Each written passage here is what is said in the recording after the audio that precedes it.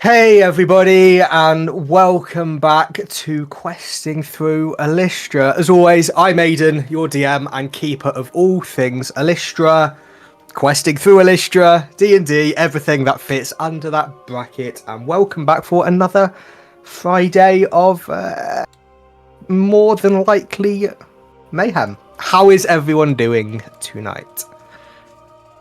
Doing all right. A bit tired, but all right. Brilliant. Dudley on form. We've got Luke back. Luke, how you doing, man? Hey guys, yeah, I'm so excited. I'm so gutted I missed last week.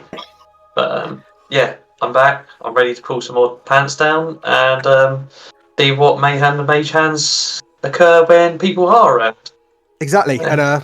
And as I've D&D. What you can do in D&D then? We'll have to find out. Every member of the party's hand at the same time. I heard that, yeah, I did hear that. That's actually really sweet. I also, if we're in a good hallway, say like we've all got our own rooms, I could in theory knock on everyone's door and do knockdown gin all at the same time and run away. That would be amazing. Dimension door, just knock, boom. Yeah. Or as someone opens their door, he goes behind them in their own room and then makes them jump. So I'm giving Luke ideas. Just quickly, I've just had a message saying, Dudley, I think you're a bit quiet. I'll bring my mic closer. This is our continuous thing. It's an ongoing thing. I've done everything I physically can to do it. I know. The only thing I can really keep doing is to lower your guys' volume until mine matches, and then they just turn themselves up more. That could be an option. We will figure out. Maybe one time we'll jump onto a. See, look, I just get behind the scenes of this session. Maybe one time we'll jump on a unofficial stream, and we can kind of test it and mess around with things. But that is going to scare everybody. I just saw that message. I've just been told it's better, by the way. Okay. Fantastic. Can you just the mic? Bitch, please, you don't know my talents.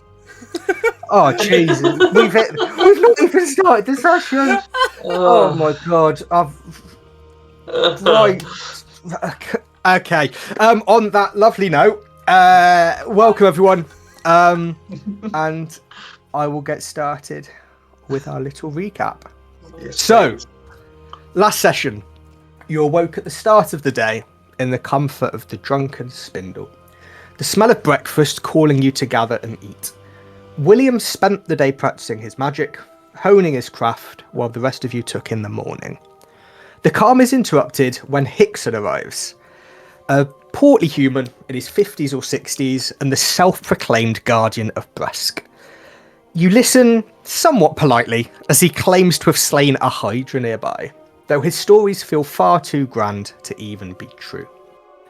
The dream from the night before still lingers in all of your minds. Are you here by chance? Or is there a purpose binding you all together? What has brought you all to Bresk? And why now? Myra comes by to speak, her voice somewhat tinged with concern. She tells you that the silence of the gods is not just here, it seems to be Elystran-wide. Elder Nyala, the farmers, and the locals may have knowledge to help you understand why the divine voices have quietened. You decide to visit Temple of Sharos and meet with Elder Nyala herself. She confirms your suspicions. This quieting has become unofficially known as the Silence. She tells you of Myth Lynn, a ruined temple where Alarian's Wardens may hold information that could explain the disturbances. Before you leave, you explore the market. You meet Kieran, a 13-year-old boy selling potatoes. Lorenn buys 20 potatoes, wanting to help him. You then meet Talcon, a Furbolg fruit seller, where Cass buys some fruit, only to be refunded in gratitude for your help to Bresk. You also meet Callum, a 16-year-old human boy peddling junk and tall tales. Bray takes a moment to advise him, teaching him how to turn raw objects into something of value, and receives a stone to remember Callum by in return. Bray also then decides to visit Elder Nyala to ask about Bresk's history and the bandit's note. With answers gathered and provisions taken, you enjoy a meal and prepare to set off to Myth Lynn in the morning. Your first day's journey is long but fruitful. At a campsite, you encounter a group of orcs travelling forward to Fort Ilnock. They welcome you to a temporary adventurous settlement, one of many within Elystra. Later, Bray and William share a music session, Bray grounding William's worries, helping him find calm after their recent violent encounters. During a quiet moment, Lorenn speaks with Bray. She admires how he helped Callum the day before. She apologises for them getting off on the wrong foot, and a bond definitely begins to form between the two of you. As you continue your journey, you finally reach Myth Lynn. Evening has fallen, and you see statues scattered across the ruins. Stone, yet strangely alive. One figure, only partially turned, speaks to you in a trembling voice. Ilarion, taken. The others could not endure. I only remain. Only I can tell. The world bends without him. The air is heavy with foreboding, and the weight of what lies ahead presses on you. So, it's around 6 o'clock in the evening at Myth Lynn. However, just before we begin, now we've got Luke back, I just want to make sure there was nothing William would have done that we didn't cover within last session. So Luke, is there anything William would have got up to that we didn't quite capture? There is. It kind of works quite well because he wanted to be on his own. So he would have waited for everyone to venture out. And if you remember, there was that wooded area where we kind of started the battle. He would have gone back over there behind some of the trees, just sat behind a tree and he would just reach into a pocket and pulls out a pocket watch. And he's just holding it. He starts to try and turn the top. He's done this plenty of times before. He's not opened it, he's just kept it shut. And he listens, and there is still no ticking. And he just holds it close to his chest. He goes, "I'm sorry, Mum. Sorry, Dad. Doesn't look like I'll be sending any money your way for a while." He then puts the pocket watch back in his pocket. He summons both his mage hands and goes, "Right, guys, time for you to get busy," and goes back to the bedroom. Anything else from William? Or is that William's activities? No, I think he's going to really try and keep himself to himself.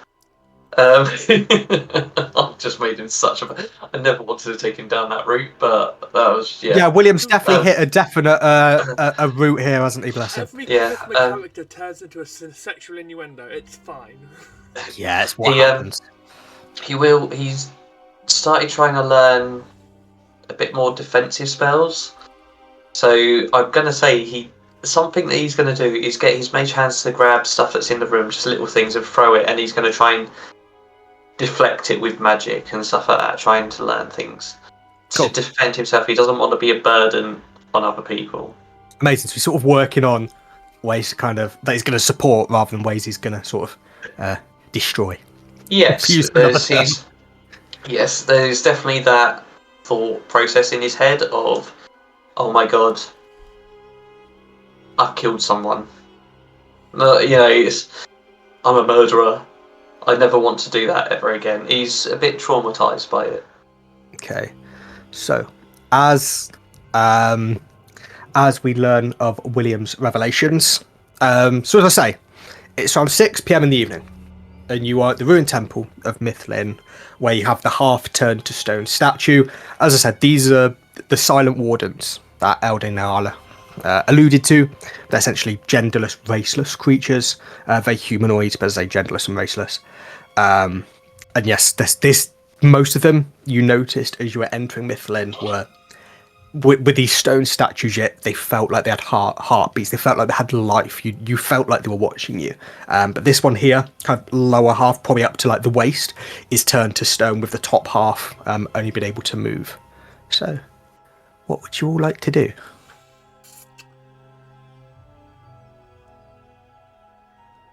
I that's a think good Aurora question. would probably go closer to look at what this creature is.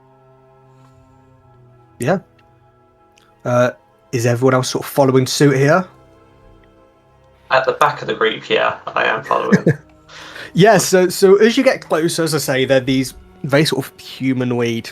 For you, it looks like a human essentially, but they are within law of Elystra. They are faceless, and he just looks and they look and they see and they say, "Please, I don't know what's happened to us. Everyone seemed to turn to stone. Are you here to help us?"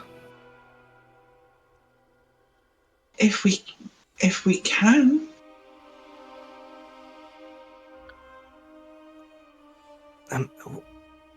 What brought you all here?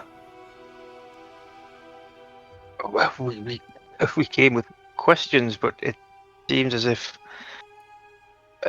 whatever's happening to you is unusual. When did this start? It must have been weeks, if not months. First was Brother Jacob, but since many seem to just turn to stone. He kind of looks down. As you can see here, I seem to be the only one left who is yet to fully turn. First, Alarian's words went quiet, but since then, I don't know, we all seem to just turn to this. Have there been any strange visitors or events that would cause this? None that I've known. And as you look, you kind of see him, and he's almost facing sort of out of the main exit, out of Myth Lynn. You're kind of only just sort of entered this sort of entrance of the temple here. He says, I'm afraid there may have been others from... And he kind of says, behind me, I've been sort of stuck facing this way for, as I say, weeks, months. I'm not quite sure how long, but there's been no one since. As I say, the voices of Alarian seem to disappear, and then, well, then this happened. I'm going to look around at the rest of the group. This is nothing I've seen before. Is there anything we can do? I think it's beyond my current capabilities. I mean, the most I I can do can- is probably shatter a statue, but I'm pretty sure that's not what you're asking for. Yeah, no. let me. Can I try and feel any magical aspects of what is binding him here? Try and find out the school of magic or any influence over what is actually happening to all these other statues, even if they're alive. Like, I'm just frozen. Yes, so do you have identified magic, does William? I do not. I was hoping I might be able to do some sort of arcane magical check. So you can give me an Arcana check. It's not necessarily going to reveal the school, but it might give you a sense of sort of the nature of this. No. My first roll, 13 plus 2, 15. Okay, so as I say, you don't gain the school from this, but this is something that definitely is confusing. William. Yeah. He's sensing both light and dark magic at the same time. He's almost sensing the waning of the good and the growing of the evil is essentially what he's sensing.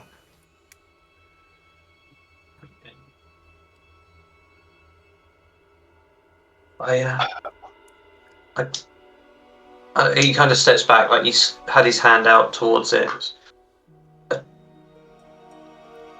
This is magic I've never seen. I know I'm still new. I'm new to magic, guys. I'm sorry I'm not that way so special, but there is almost like a good and evil fighting presence here. Light and dark.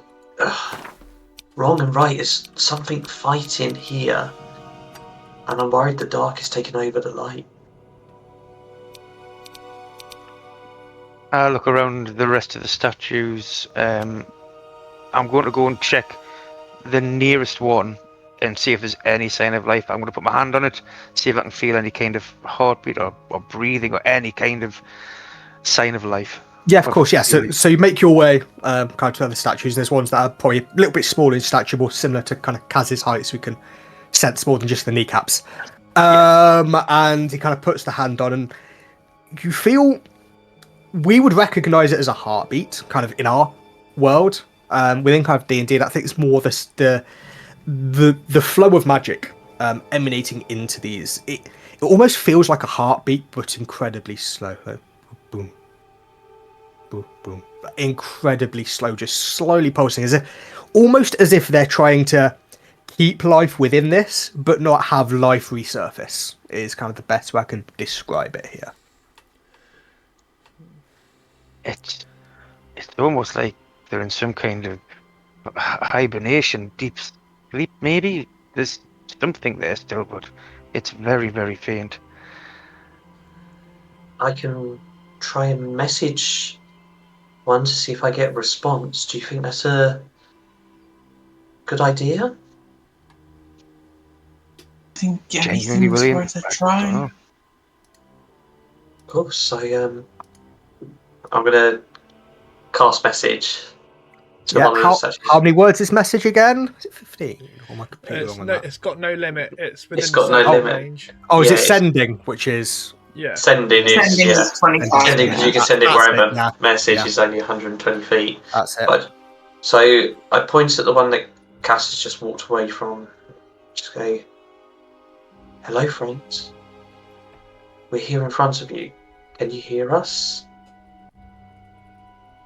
Okay, so this one, as I say, this one's less facing. This one is outside, but it's sort of facing inwards. It's one you'd have all passed, kind of on your way, and you hear this low but quite strained voice of, "We are still here, albeit in spirit, but we can still see what exists, just can't act."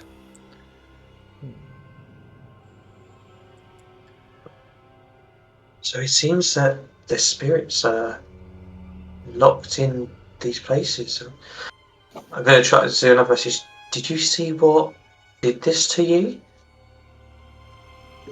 None of us did. We existed. Alarian, he went silent, and then this happened. So it's kind of a very similar message to what you get from the half-turned one.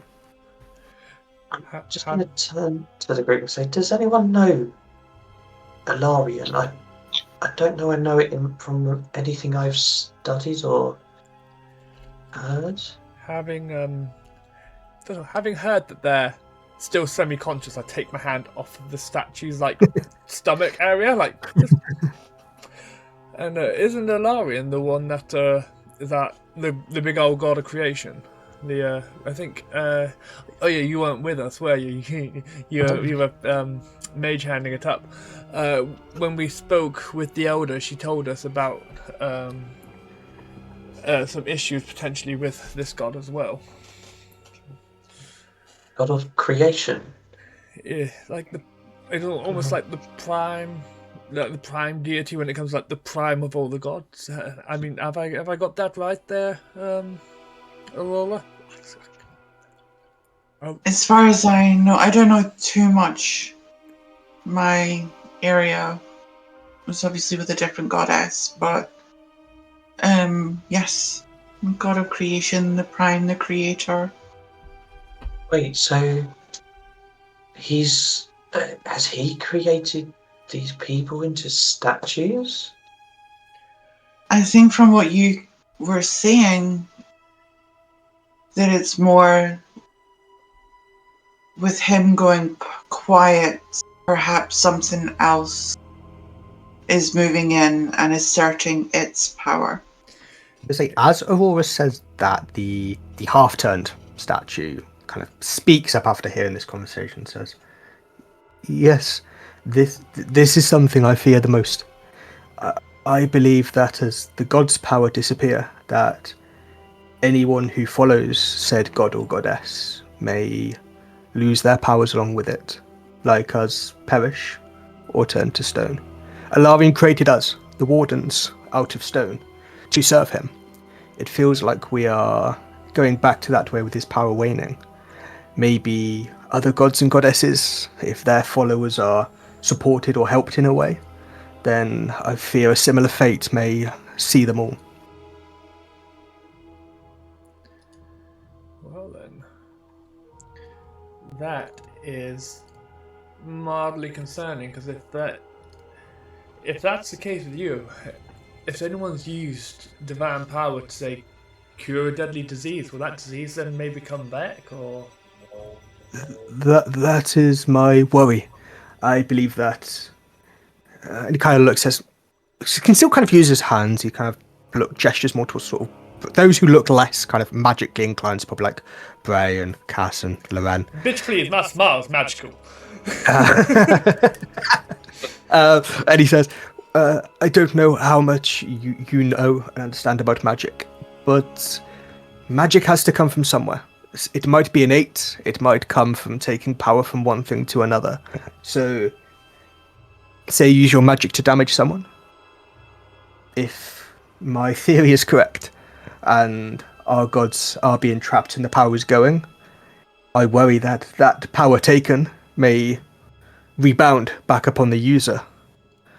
If life has been created to grant to another, that may be put back on that person. If something magically has been mended or restored, I feel the power for that is going to be bounced back upon the user. That is my concern, at least. I'm gonna turn just quickly and look at Aurora. I know you said you're just a new follower. Did you ever hear about any of your higher-ups losing their power? I don't think it's something they would have shared with me if they were. No, I guess not. Loss of power is twofold within the hierarchy of temples. A loss of physical power, magic, could lead to loss of power within the temple. Understand. So Sorry, to speak. I'm just from a little, again, just like where we've been. I'm from my own hamlet, and I went to the big city, and I just took care of. I know it sounds horrible, myself. So I don't really understand a lot of this. And he's just going to quickly point one more message at the one that he has been talking to. Are you the only wardens of this temple, or is there going to be more of you? So, yeah, again, the same strained voice. We are the only wardens. The one you have been speaking to is the only one left. The only one not in this state.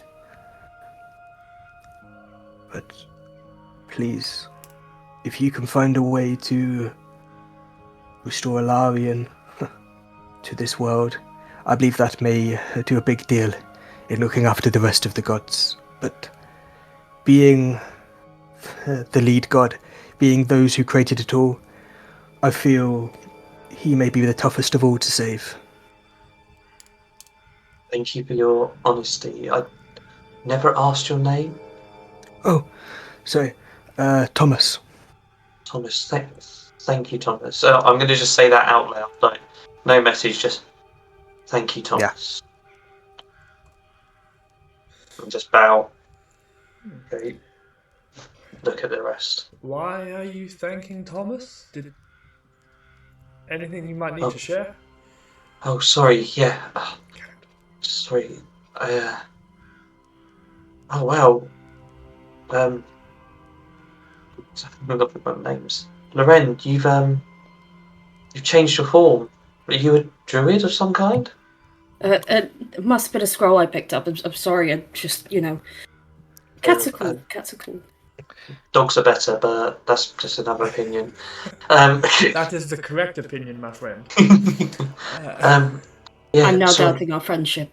Oh, we don't want to start. We don't want to start a war. Okay, we are getting on so well as a group. Who remembers Oh, that? Like early 2000 movies, cats versus dogs. Yes, I remember that very well. yeah, I'm going to just say that this statue here, his name was Thomas. He was part of, with the rest and the one here, Wardens of Alarion. So we're on the right path to the temple, but he believes that everyone with powers from certain gods, if those gods go,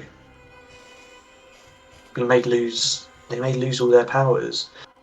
These guys were created out of mud, stone, earth. So where they've been created, where their god may have gone, the creation side is turning back on itself. So what I'm getting is they're both hard and dirty right now. Right up your street, but they're not going to fight you? Is that what you mean? No, but it does actually bring concern to me. I'm going to turn to the one that's quick, like that's half and half. Yeah. Hope it's best of both. Excuse me, sir. Obviously, you're wardens, you're guardians and protectors. Yes, that is true. Do we need to be concerned right now? Because if you're not protecting here, what you're normally protecting against is that something we need to be concerned of? And I am just going to almost like hair off my arms and sort of be like casually scouting, like not to the full paranoia level, but there's a Yeah. He's so he's kind of noticing sort of paranoid, a bit of nerves. He says, "I'll be honest. We are more wardens of knowledge, guardians of history, I suppose you could say." And he kind of tries to turn around as much as he can, and he gestures to sort of one of these gorgeous kind of stone walls, like you've not really taken in yet because you've been more obviously focused on these weird living statues. But as you do, you kind of begin to see these sort of gorgeous ornate carvings along the walls that are almost telling sort of the history and the events of Alaris being created.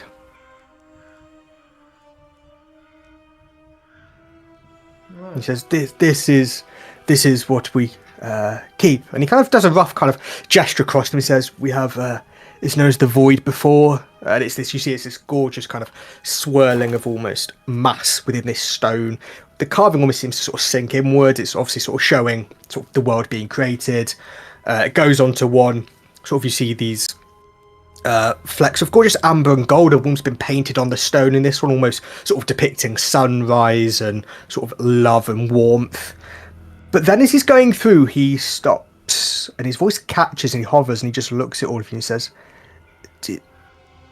Did any of you do this carving?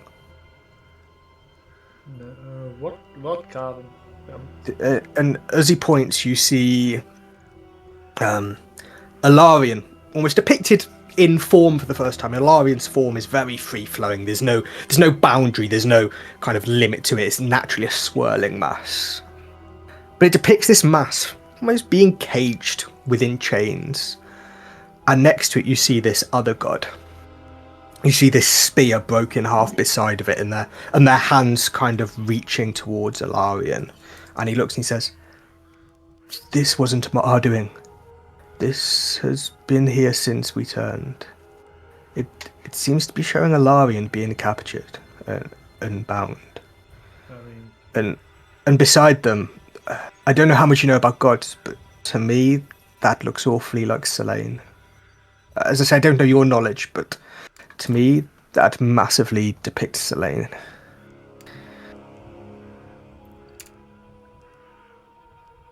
I look at everyone else.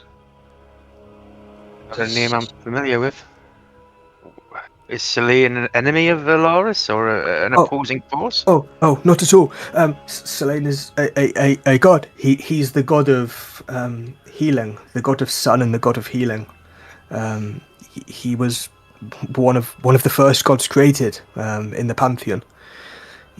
Alaris, as I say, we by serving Alaris, we have the voice of most of the deities here. We are allowed to speak to most, like others aren't. But yes, Selene was one of the first created. Alarian decided if I was to create a world, then I was to need healing and life and sun. Hence why Selene was made. If you're allowed to talk to them, which one's the funniest? Funniest? As in... And he kind of looks, this very tense moment, you see a little smile almost appear. He says, funny as in, like, humour, or just as in sort of strange? Both. Which one's quirkiest and which one's actually amusing? Amusing? I suppose you're either looking at, I'd say probably, maybe, I'd say Sharos, the goddess of drink and music. I've not heard from her much since, but she's always fun. She's always up there organising the strangest times. I've never been to the Pantheon myself, but always some interesting times. To do with quirky, I guess interesting, you do have Lovarua. She's the goddess of pain and torture. She's not one we like to be associated with too much. She has her own little spin on things, but she's kind at heart. Just enjoys suffering a little too much. You said Pantheon. Yes, the Pantheon of the gods. What is this? Is this? I'm sorry, I'm still very new to. Oh, of course. What is a Pantheon? Oh, it is simply our term for the gods. It is where they live. It is the group term. They're just known as the Alarian's Pantheon. He sets it up. You have the light gods, those who are typically justice and destiny and things that you would like to hope would be true in life. But then you equally have those who are the darker side. As I say, on Vivira, pain and torture, you have the gods of war, the gods of deception, the gods of...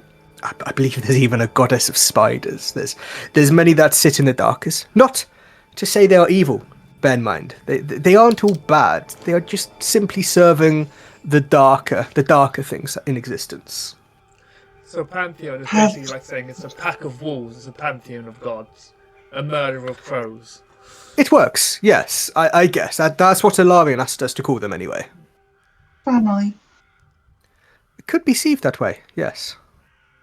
Have the darker gods also been going quiet? Some have. As I say, unfortunately myself, and I suppose that is why it does not shock me too much. The first god that went quiet was Selene, obviously sitting one of the lighter gods, but there are others. I myself try not to commune with the darker gods, but before my brothers and sisters turned to stone, they too heard some gods going quiet, and some were the dark ones. Because my worry would be, what is powerful enough to bind and chain a god beyond possibly another god? And furthermore from that, what could break a god's weapon? Because looking at the thing, the spear, I think you said Selene's spear was broken. Yeah. So on the sort of the new carving that he's sort of mentioning, Selene. So most of the gods of the bit of a lord up now. Actually, all the gods do have like a weapon or artifact they're associated with. Some have like swords, shields, some have more like gadgety artifacts. But Selene has something known as the sun flare, which is essentially a sort of a spear. Imagine like a typical spear, but at the tip it's almost like a radiant sun rather than a spike. So I suppose a spear, but like with a mace head at the end. It's the only way to describe it. Yeah, what's going to be powerful enough, A, to hold the gods, and B, destroy these extremely powerful artifacts the gods wield? I mean, if it's alright, we'll start just walking over towards this new section of wall. Yeah, of course. As you've sort of voiced this concern of what could trap the gods as such, he says, I don't know, again, how much you know about the other half of Alaris. I don't know how much Noctera has been within your education. But long ago, the gods walked there, similar to they did Elystra in the old age. But it was known that the gods then disappeared as well. They say that Karis, who is known as the god of silence, simply shut his mouth, leaving his followers to guess their own fates. And, I don't know, Torval, the flame bearer, apparently his flame vanished, leaving simply embers and ash in the hands of those who trusted him. This isn't a new event. This isn't something which has never existed before. But, despite saying that, it is something still to be wary of. Something that can trap the power of the god of creation is something to be feared. But I know the gods have gone silent. But a silent god is not always a dead god. But remember, a silent god can leave a world twisting in ways it never should have.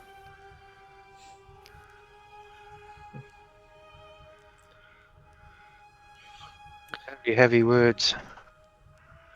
I've had time to think, my friend. This has been a long time I've been frozen, and my friends. I simply... I don't know if it's fate you've appeared here, or simply by luck. But if you need any advice, this temple may have some, but I don't know whether... I don't know Fate is a if... funny word to use. We may have been put on this path by Larissa. Oh. Okay. I don't know. She definitely had a hand in fates of time. I know she used to I believe she used to serve Istara until she moved over to Salunia. So she's learnt a lot on her path. Whether it's her who put you on it, I don't know. But and he kind of looks again at the kind of stone sort of carving that William's sort of heading towards. It's like, but if she orchestrated something, maybe something has orchestrated that carving there. Maybe the connection between Selene and Alarion might be more than just a picture. While they're having this conversation, I'm going to walk past the statue, give it a pat on the ass. Brilliant. The one that's proper frozen, or the one who's talking and is kind of half and half? Cool. And I'm going to walk through the temple doors. Yep. Just while they're having this conversation, because I'm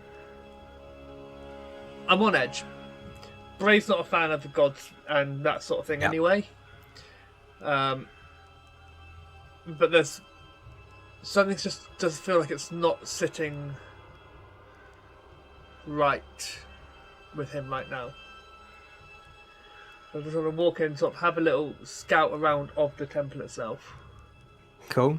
So, as you're kind of... Can you give me a perception check, please, Bray? Okay. Perception is... that's not too bad, to be fair. That is very good with a natural 20 for 24. Nice. So as you're walking around, you are seeing a few of these statues, similar to what you saw on the outside of the temple. But these... As I say, you're not kind of naturally going to sense magic typically say as much as Aurora may, but you don't feel a sense of watching as you did with the others. I will say, however, and you kind of see there's kind of stairs going down. So a lot of these temples, especially within Elystra, are definitely built kind of like go underground. The Underhaven, the Undercities, it won't get you to there as such through some of these stairs. Although Myth Lynn does have a entrance to the Underhaven that way. This isn't that kind of thing where you're looking, but you can hear kind of, I'll say the word mutters. You hear kind of noises coming from down, sort of very quiet and faint, but you hear from down what looks more like into the inner chambers of Myth Lynn. Okay. I'm going to just put my head out the door Be like, Cass. Yeah. And I'll come trotting over. Right, while they're having their lordom and they're gathering information, I don't know if you're particularly interested in it or not. I'm not sure how you stand on the gods. I would ask Lorenn, however, let's make this a guy's thing. I'm hearing mutterings downstairs. There's noises. And I can be stealthy. However, I am big, I'm blue, and I'm beautiful. So I'm hoping maybe a sneaky little half-pant like yourself might be able to go a little bit ahead and have a look-see. And if needs be, we can call for backup. Oh yeah, I can go and take a look. I'll not go too far though. I'll stay with you. I'll be maybe like 10, 15 feet behind. Okay, so I will temporarily pause time for Cass and Bray. William, he was wanting to head to the carving. Was he kind of wanting to study it or ask questions on it? What was William's sort of approach there? Well, the first thing I wanted to do was actually look at the chains. I wanted to see if there was anything out of the ordinary with the chains. Yes, as you look, they are kind of like steel chains that we would expect. They look a bit more, I'll just say, pointed, but they are kind of chains we typically see within our world. There's nothing specific about them. Chains of the Pantheon, perhaps? Maybe, who knows? Every Friday at 7:30 on Twitch. Join our Discord. And Wednesdays on Spotify, YouTube, Apple, Amazon at 9. Catch up if you've missed it. There's our plug for the week. Perfect. And then he's going to go over to the figure that he believes is Selene. Yep. He's going to get his blue mage hand to go up and just touch it. And he's kind of using message in an aspect of seeing if he can get a message through this way. Yep. Of, we're here, we're at Elarian's temple. Please watch over us. Help us if you can. Don't be afraid to talk to us. We're here to help. So as you say these words, you feel a sense of cold, a sense of unease come over William. Definitely one not linked to the god of the sun. And a voice comes back and just says, I will always be watching over all of you. I put this here as a mere way to guide your path. But guiding your path could simply lead to all of your demise. And then the voice stops. I'm assuming this isn't the voice I've heard in a dream. Nope. It's something I'm going to hold on to. I'm not going to tell the others yet. I feel cold. A little shiver. It's William. Just going to turn and look around and just see the two girls. What do we do?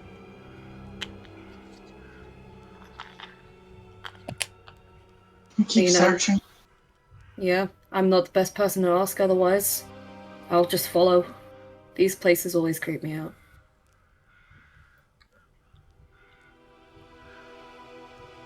I'm sorry I don't have any mold earth, my friend, to bring you with us as a tour guide. I hope you stay strong, stay safe. Thank you. If there's anything you need, and he kind of looks around and tries to sort of make light of the situation, says, I guess I can't go anywhere, so you know where to find me. Well, I don't know if you've got magic. If you need to send me a message, my name is William. Thank you. I will hold on to that. Of course. I'm not going to ask his name because I know Aiden's got names for everyone. I just want to ask certain people. It's Brother Jacob. That's him. Is that with a soft J or a hard J? Is it Jacob or Jacob? Not quite Jacob. Jacob. Do you know where the other two have gone? And he kind of looks. Are you asking them or Jacob? Jacob. All three. Not Jacob. All three. Jacob has no idea. He's facing the other way at Point this out point. the Yeah, door. he doesn't know. Yeah. They headed out that way. Okay. I know I can. I've got the feeling the little one probably can hide if he needs to.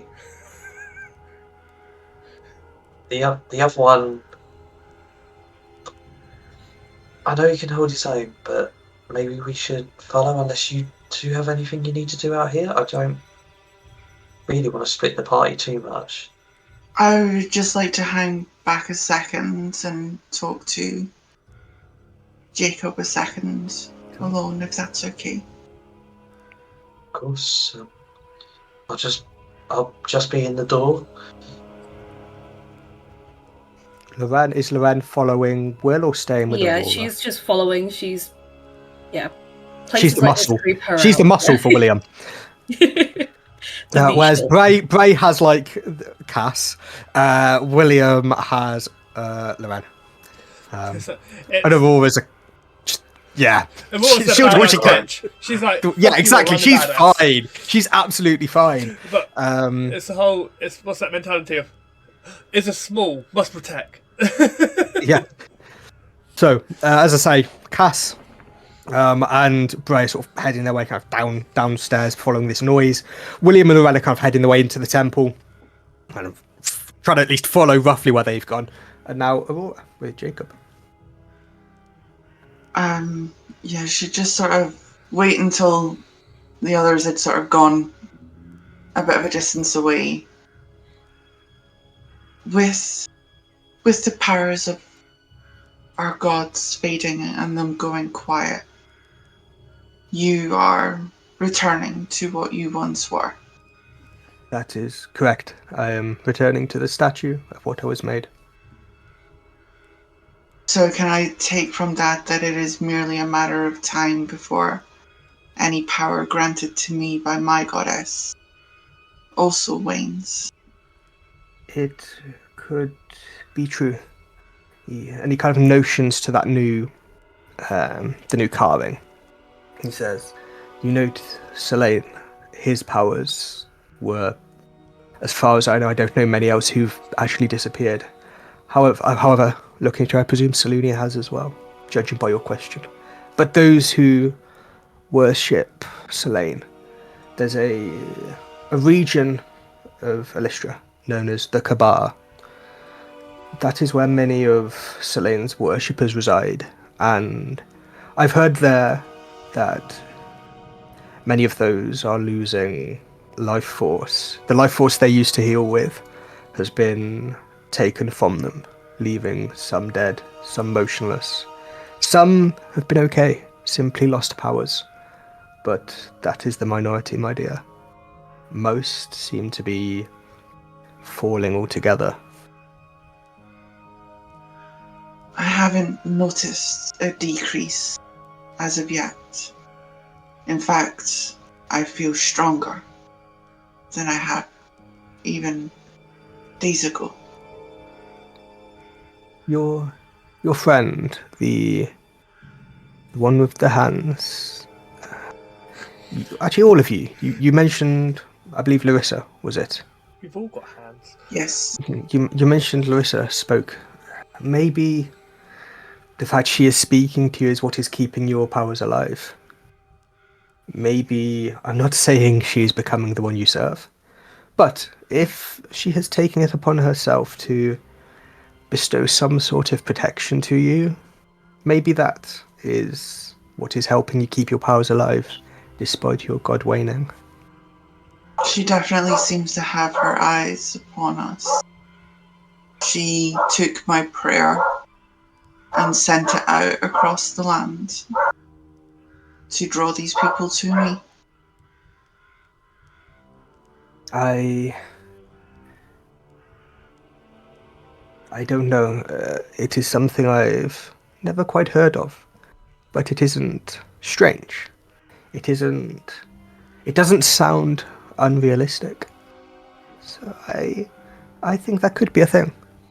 But Apparently they heard my voice in their dreams and felt a pull towards me. that isn't uncommon for gods to share messages across people, whether they are tied through fate or whether they are simply believed to need each other for one reason or another. That could be why. Thank you for all your help. Of course, and you kind of see him almost like moving his arms, kind of quite achy from kind of actually moving for once rather than sort of being quite static as he has been. So, you're more than welcome, my child. If I can be of any help, he kind of says, I take it your friends have gone wandering through the temple. Fair enough. They are more than welcome to explore. There may be some answers somewhere I don't know. But please, if there comes a point where I feel I can help, I will come back.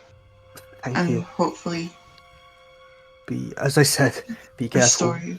We don't want to. Don't end up like me and my kin. Don't end up like those on the Kabar who are falling. If you can stay safe, even if by the worship of another goddess, please find a way. But for now, I doubt Alavian's going to be rescued anytime soon. If one god is going to be kept the most secure, it would surely be Alarian. We'll do what we can. Thank you. I better go find this lot and make sure they're not getting into anything they shouldn't. Of course. And as you turn, he goes, it can wait for another time. Go find your friends. You sure? I can take another moment. I'll still be here. I'm, as I said, and he kind of looks, he's kind of turned to stone lower half. He's like, I won't be walking anywhere anytime soon. Understood. We will come say goodbye before we leave. Thank you. And with that, as we're heading on to sort of meet. Yeah, she'll just kind of give a little bow and then make her way. Brilliant. So you make your way to find the others. So Cass, we'll now time jump back to Cass. So he is sort of making his way down this sort of these stone stairs, as it may, and essentially making his way into the sort of the lower regions, the lower floors of the temple, where it's quite rocky, it's quite cavernous, it's almost made on quite unstable ground. It's almost just dug out the best it can, and I will move you to a map just so you can see what you're going to be seeing. And as Cass enters, he sees this huge cavernous ravine. And then spots these dog-like humanoid creatures, which probably Cass, actually, for his time, he probably wear are gnolls. And he is almost sort of this barking. This is the best way I can describe it, is barking between them. And I will say, I'm going to say naturally you'd have been stealth, and you're quite far away from them. They are not going to have sort of noticed you are there at this point. I will just kind of raise my hand to make the rest of the group aware, and I will point out the fact that there are some gnolls up ahead. Actually, could Cass also give me a perception check, please? Of course, yeah, I can. Perception, there we go.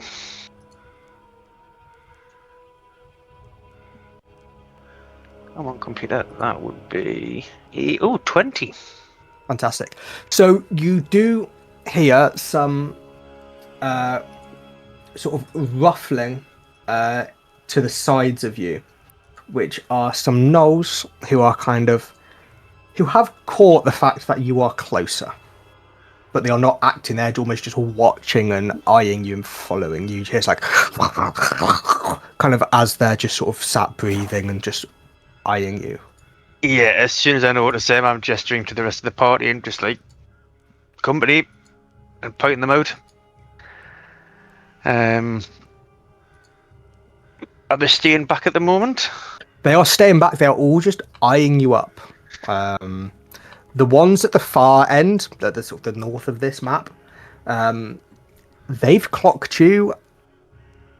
And the one who's kind of closest to the table at the kind of the highest point, and as you clock him, you see him sort of, I don't know, in this sort of, he's in these spiked furs. He's got this huge kind of mole by the side of him. You see his blood kind of covering his face, and he just looks at you.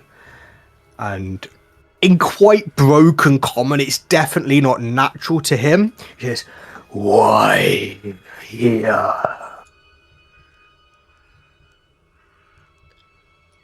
I could ask you the same thing.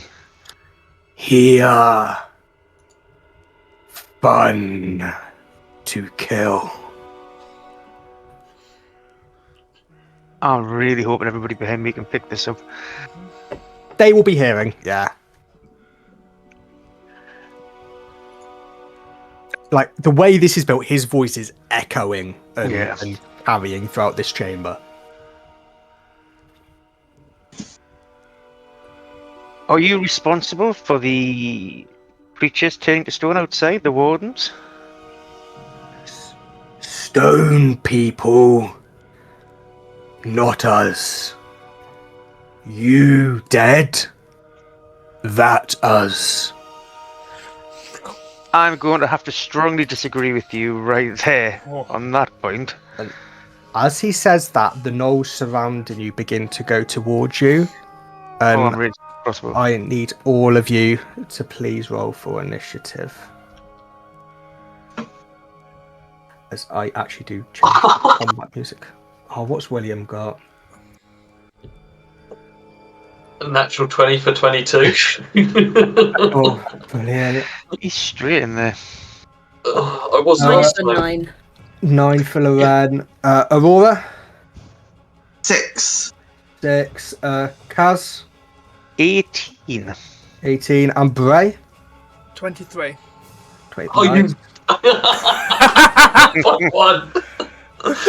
Okay, so with that, just so people sort of on the stream are aware, just 'cause it's easier for them to sort of know, there is a bit upper of this. Unfortunately, some of these maps are I've bloody scrolled up massive. and down.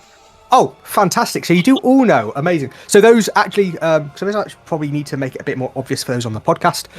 This is essentially a huge lower floor of a temple. It's quite cavernous. The party is surrounded by 4 lovely, friendly gnolls, with their leader and a couple of others being sort of what looks almost like an altar at the top of it. But with that, it is now Bray's turn to kick off the fight. Right. Left, up, down. Right, Up, down, down, left, right, BA start. naturally. So. Means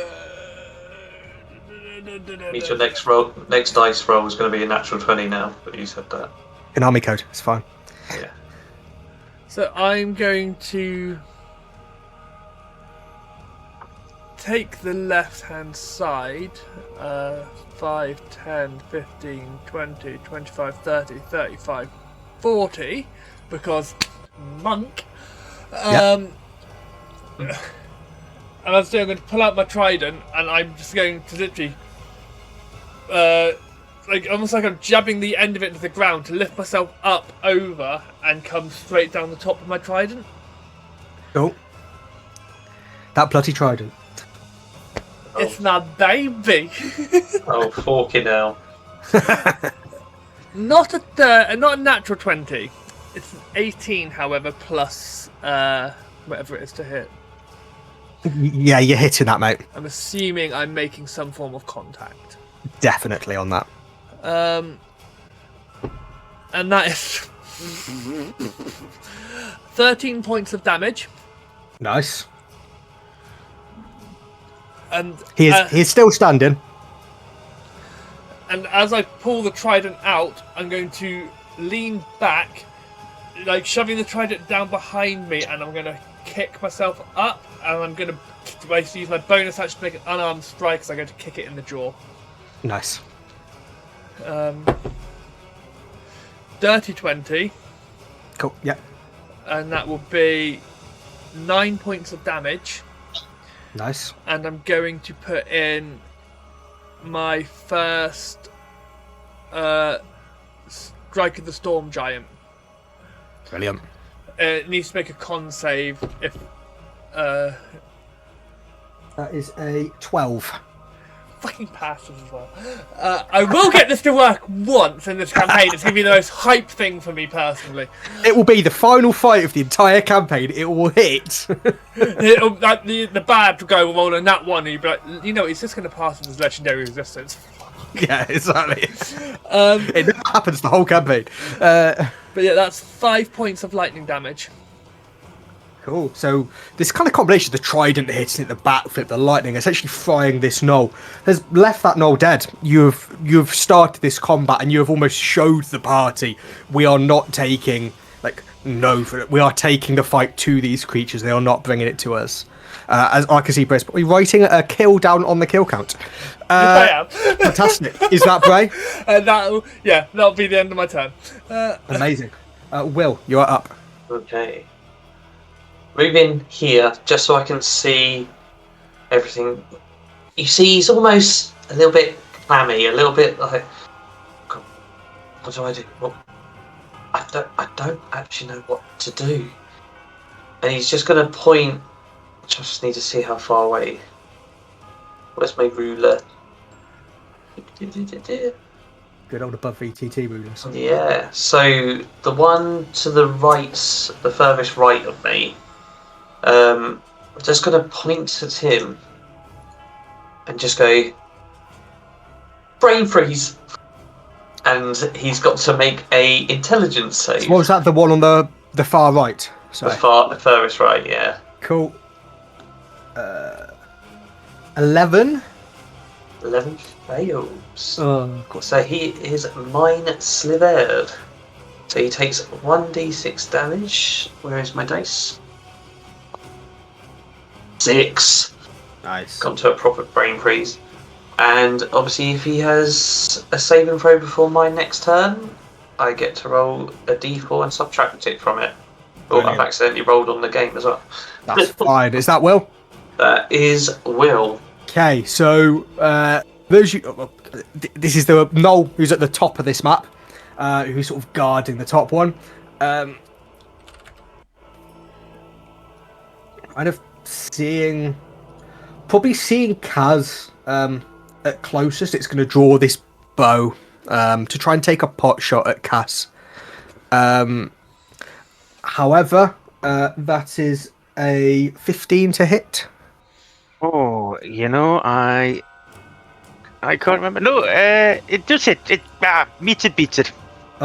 So you see this kind of, and as you see it get close, you see this arrow, which is definitely more made out of bone than wood. It's definitely kind of carved out of a part of a being, and that does 7 points of damage to Cass as it kind of spirals through and hits him. That's a William worth of health. Yeah, that's a William life. That's going to smart a bit. Is that to be the phrase now? A William worth of health? Is that like a measurable? I've been doing KPIs on this course. A measurable thing is a William's worth of health. Yeah, pretty much. Fantastic. But that is the Gnoll's turn. But in reaction, it is Kaz's turn to fight.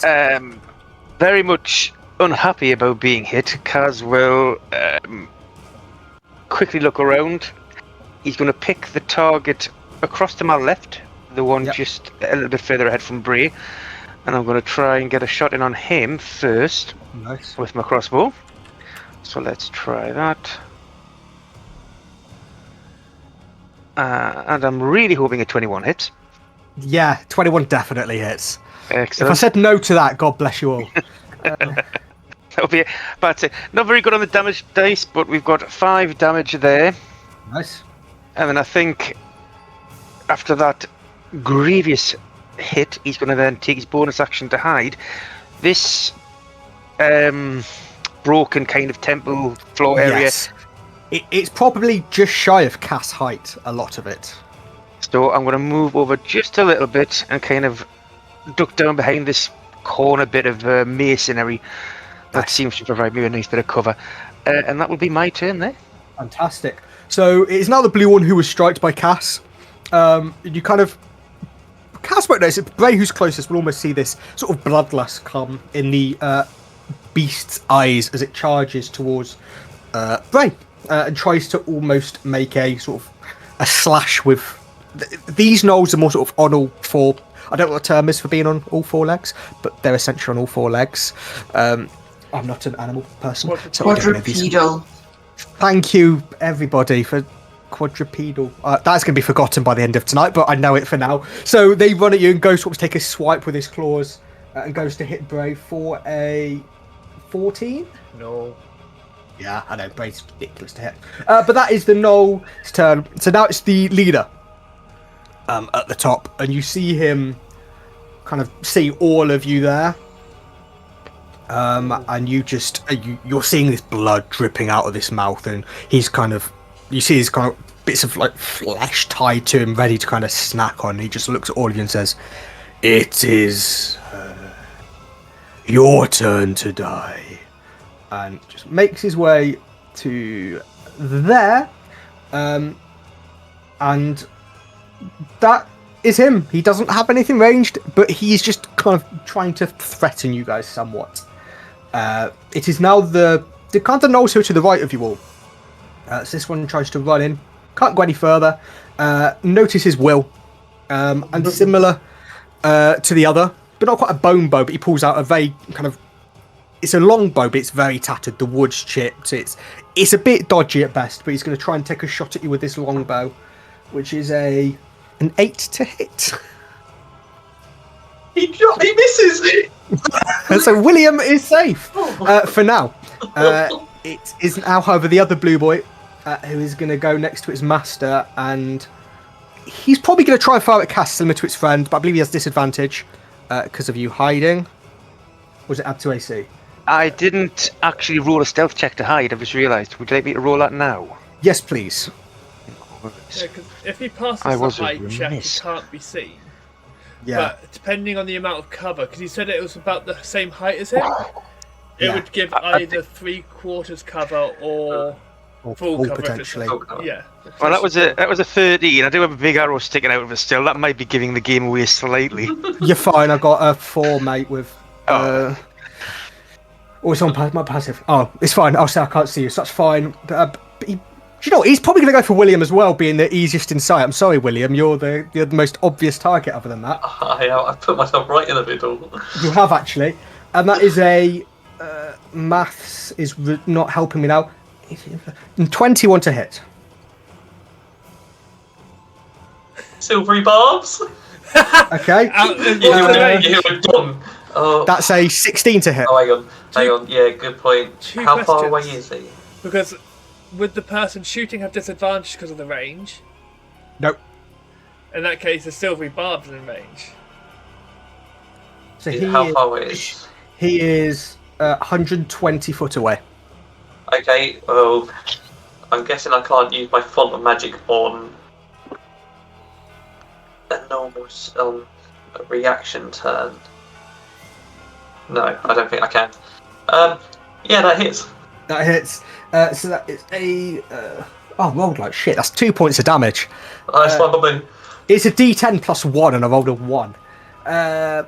But that is that character's turn. It is now the beast, the quadrupedal beast. I now know that term. He's just running closer towards you. He can't do anything. But it is now Lorenn's turn. Lorenn, you are up. Right. I think seeing that Will has gotten hit, and how he was panicking at first, she is straight away just going to go into a rage. And first of all, she is going to come over to this one. Nice. And she's going to shout back to Will, just say, just get out their line of sight. We've got this, just get out their line of sight. And straight away, with her great axe, and she is just hoping to whatever god is looking down on this place. They've Whichever never gods answered can her. still hear things.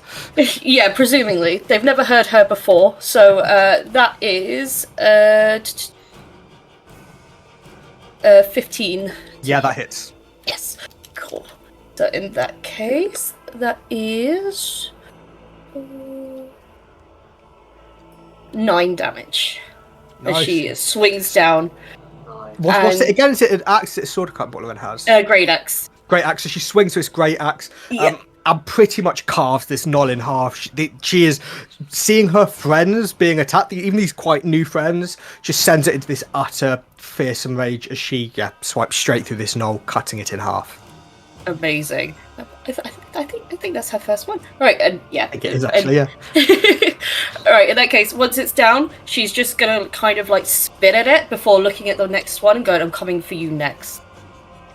Then my turn there. Fantastic. I mean, Would there's be a round that of applause to Lorenn's first kill. Come on. Hey! Come on. Even William got killed before you. Oh, Don't. yeah. No one say that one. Yeah. The sorcerer who doesn't want to kill things killed something before the barbarian. It would be that. No, it's now Aurora's turn. Aurora, for waiting ever so patiently, you are now up. She will run ahead here. And this one to the right of her, she will utter a holy word at.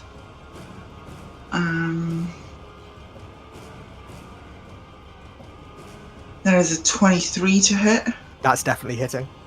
Oh, for lawful you. Only 3 damage though. Hey, as I say to you guys, damage is damage.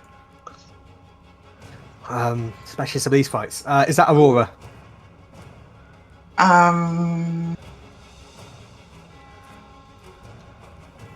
Yeah. Fantastic. And we're back up to the top of the round, and it is Bray's turn. Having been snapped at, I pull back as it's coming in. I'm just going to take my trident, just try and jam it in the back of its neck. In typical Bray fashion. Naturally. Hey, I'm not trying to, turn this one into a paraplegic. This is a death blow. This is a death call. Perfect. 21 to hit, Yeah, you're hitting that one. and another 13 points of damage, so I rolled a 9 on the D10. Yeah, they are dead. This trident goes straight through it, and it is, you just hear it's like as it catches its breath and just falls to the ground. Boot it off my trident, and then it's 1, 2, 3, 4, 5, 6, 7, 8. Bonus action, I'm going to... Give her all a big hug. I feel like she doesn't want me to touch her. Or a touch in general, not just from me, but just I anything. feel like it wouldn't be appropriate. I'm going to use one of my brand new focus points. Nice. Is that a... Apologies to everyone, because I have to scroll the map so I can see, but it means moving the map on stream. Is that a gap there that needs jumping, basically, from what I can see? No, so what that is more like it goes down like half a meter to a meter. So it's more where the pathway used to be. It's kind of degraded. Okay, I wasn't sure if there was a drop. Yeah, no, the bits to the side of it are, but that is more just it's degraded, and you've got to sort of drop down a little bit to get across. Fine. So I'll then, after using my cue, I'll take the dash action as a bonus action. Go 1, 2, 3. I'm going to pat Cass on the head. 4, 5, 6, 7, 8, and I'm just going to sprint ahead, basically, in a way, trying to a bit like make myself a target for them because I've noticed some of our squishies taking hits, and Yeah. I've seen Lorenn take out one of the other ones. So I'm like, right, I can leave them for this for now and sprint on ahead. Nice.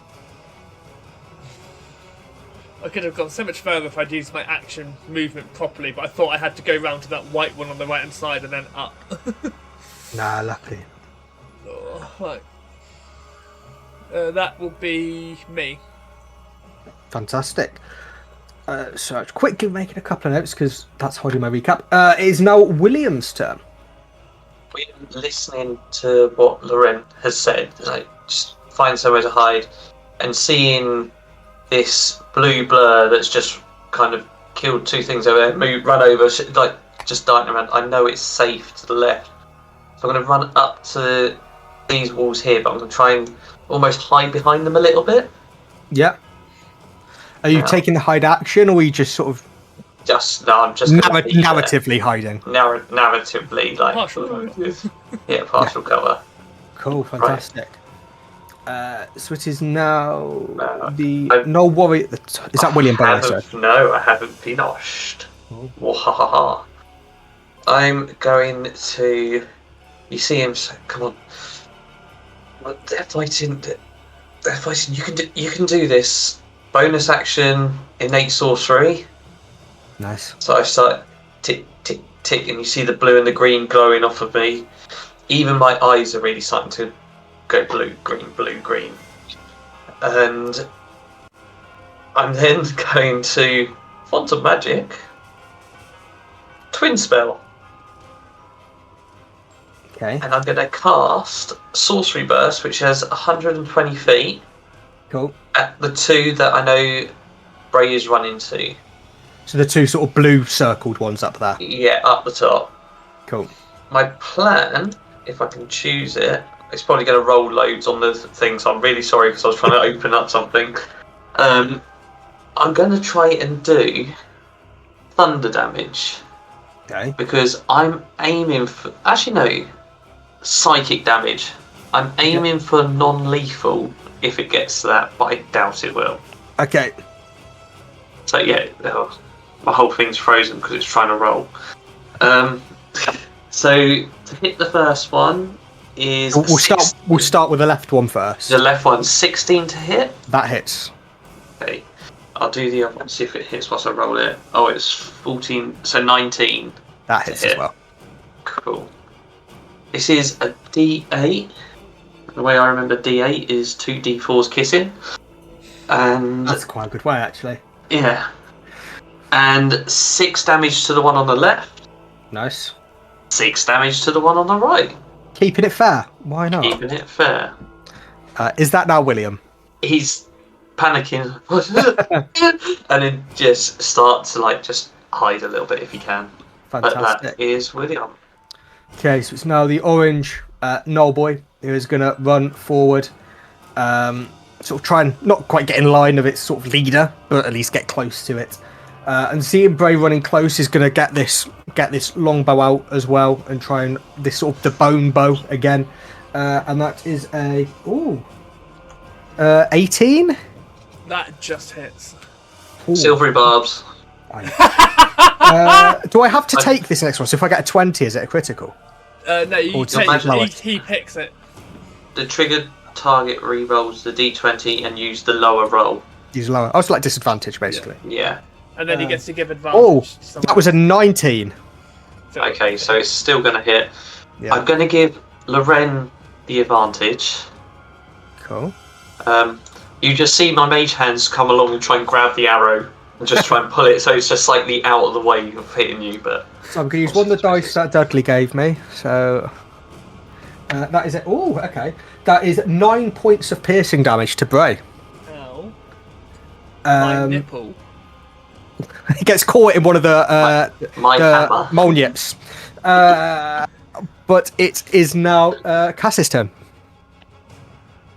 I am going to quickly remove this arrow that's still sticking out of me and throw it aside. And then I'm going to pop my head up out of cover and take stock of what's going on. And I'm going to target the knoll that's heading towards Aurora, I think. Do I have advantage on this having been hidden? Yes. That is jolly good. Oh, I didn't even roll at advantage, so that was silly. And let me just try and crit fish. 16 to hit. Yeah, you hit him with that. Okay, so I'll get sneak attack on this, but we'll do the damage first. And that's the one just to the bottom right of you, isn't it? Yeah, the one that's heading towards Aurora. Perfect. So 8 damage. Nice. On Still there. standing. Damaged, but definitely damaged, but standing. And we'll get sneak attack on there as well. For another a dainty 2 points of damage. 3 points damage. So it's kind of as well, like around what 6 seconds. So it's still running, but you've almost sort of stopped it in its tracks with this shot to it. It's slightly shifted its focus. And the ruins that I'm sitting in, how much movement would it take me to scrabble over them and start heading towards Bray? To be honest, where you are, I'd say you're probably comfortable to just do it as flat. Okay. Yeah, despite Kaz being a bit short, I won't be mean and like rule just because he's short, he has to take loads of movement. Height is I am going to. I can't. I'm short myself. I need to look after the short boys. Bit of rubber I with will kind of chase- just like steps. So I'll chase after Bray, but I'm literally running right behind him to Yeah. take advantage of his physique and his cover. my Yes. stature.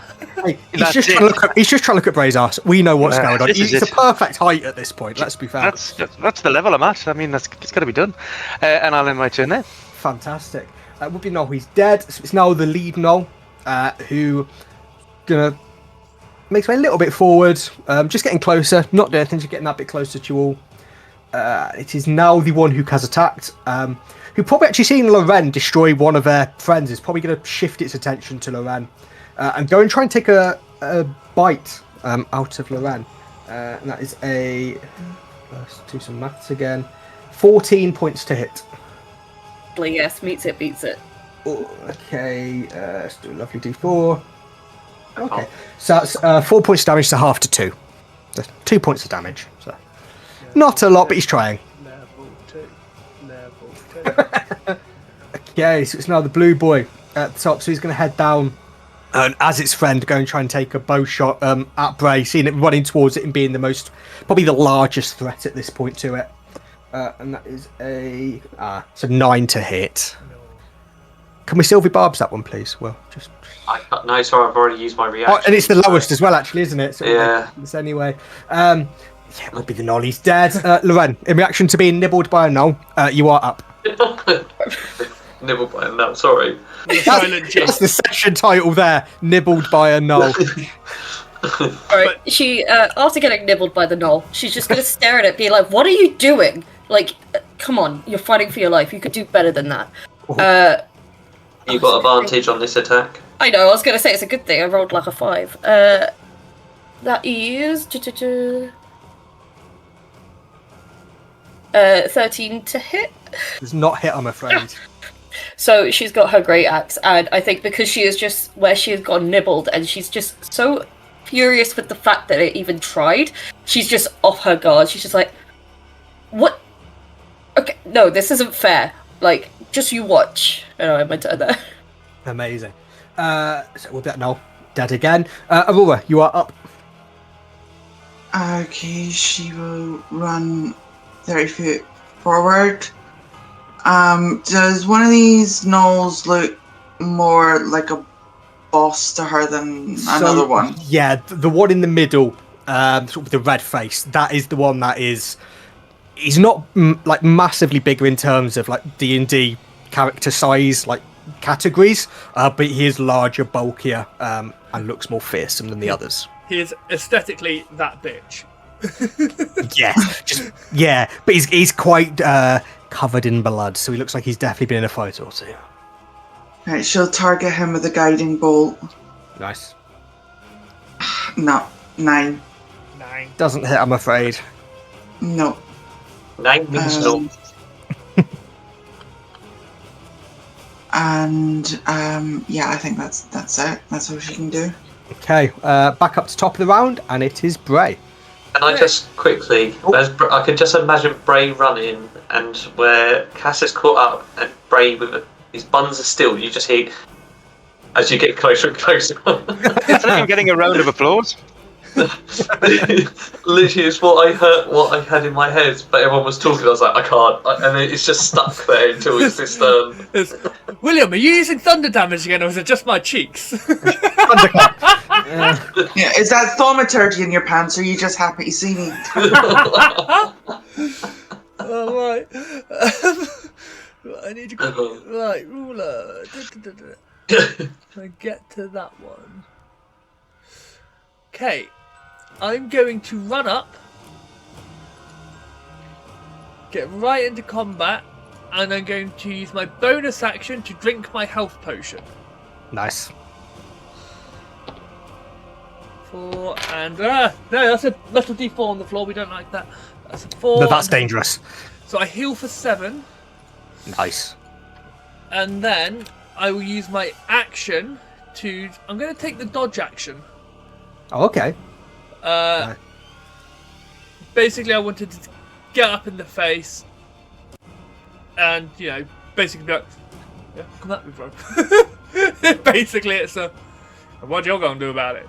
Stop it. And is that Bray? And that will be the end of Bray's turn. Okay, William Spark, you are up. seeing that everyone started moving forwards, I'm just gonna turn and just look, just seeing Lorenn's still got one, and it's like, he's up there, not knowing what to do.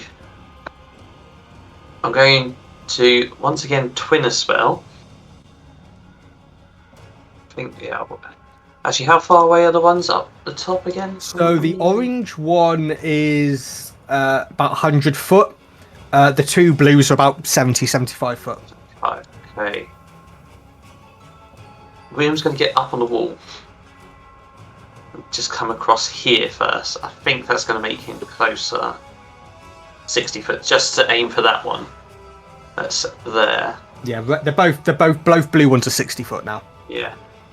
But I'm going to try and target the one in front, like next to Bray, and the one that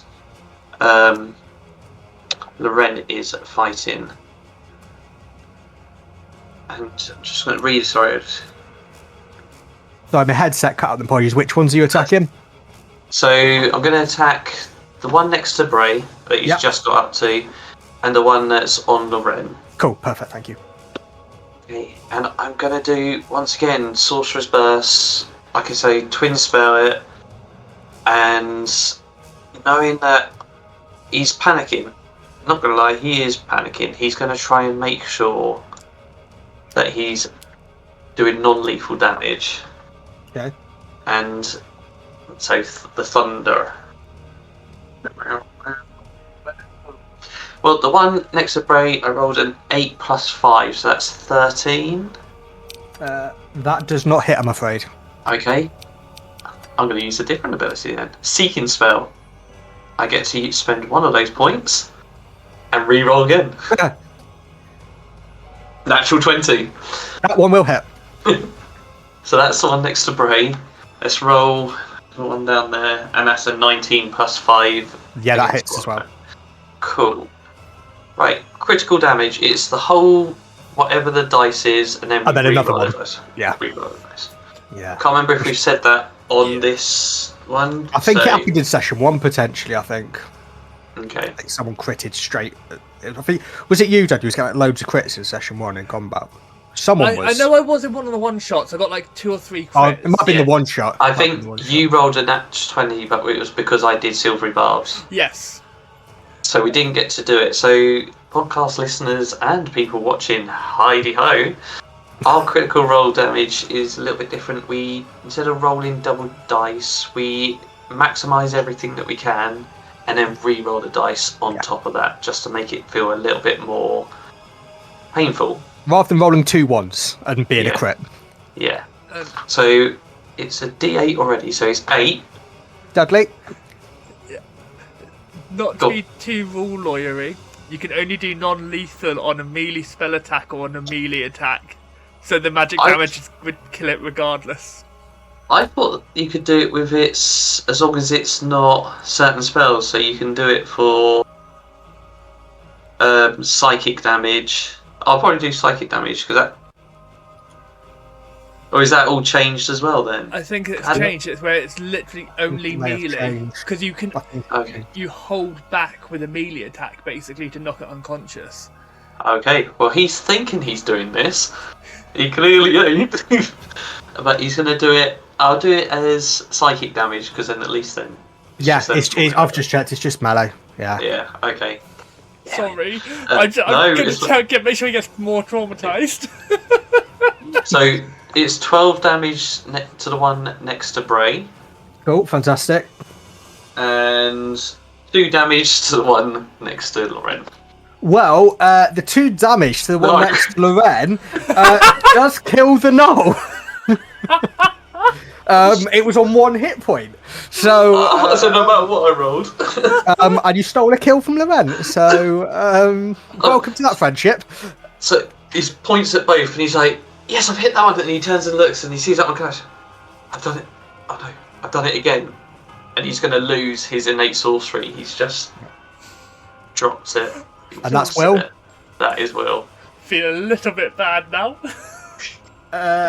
It's now this Gnoll warrior who will not worry about Bray feeling bad and is going to run towards Bray and go to try and swipe with this.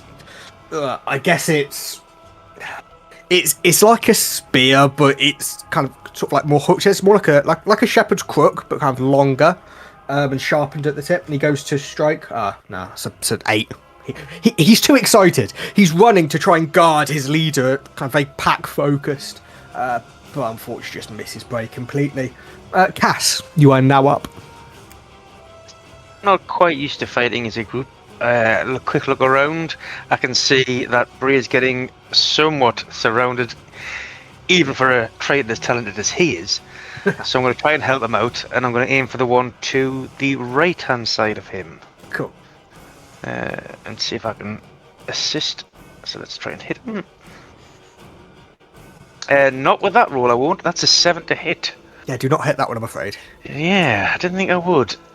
Somewhat disappointed then. I will continue heading up and see if I can get a better position. I'll move up again. I'm going to try and take advantage of the natural cover if I can. If this is good enough to hide behind, I'll take a bonus action to hide. Yeah, I'd say that's probably good enough, yeah. check? Considering his height. Stealth check, please, yes. Let's roll that dice. Oh, Kaz is very discombobulated. What did you get? A 10. Cool. Yeah. Cool. Is that Cass? That is Cass, yes. Fantastic. So it's now the Gnoll leader, who's kind of going to step in front of his kind of 2 cronies, for use of a better word. And you see for the first time this flail, and kind of starts spinning it around, looking at Bray, and goes to try and make this swipe with this flail. And that is a 24 to hit. At disadvantage. Why am I disadvantaged? I took the dodge action. Oh, you did, didn't you? Bugger. That's a 21 to hit. Triple disadvantage. What reason? Because I'm Bray. That's why. He's blinded by my beautiful nipples. You're just swinging the mule nips. Please don't play that everybody of me trying to swing the nipples. Like, no, you don't want to do this. I'm hypnotizing. Can we please clip that of Dudley somehow and put that as something in the Twitch? When we're waiting to start streaming, it's just this from Bray. Well, that is... Oh, Christ. That is 19 points of damage to Bray. I am down. I am unconscious. That's taking a turn. Wow. And as he does this, usually you just see him look all of you and say, "I told you, it was your turn." It's now the blue guy who, seeing kind of Bray down, he's gonna run. He's kind of not really noticed Cass, to be honest. because I rolled really poorly. You're kind of hiding pretty well, but he is going to try and use his bone bow at William, who is opposite him, and that won't hit. That's a 6. Too excited by seeing Bray go down, and it is now Lorenn's turn.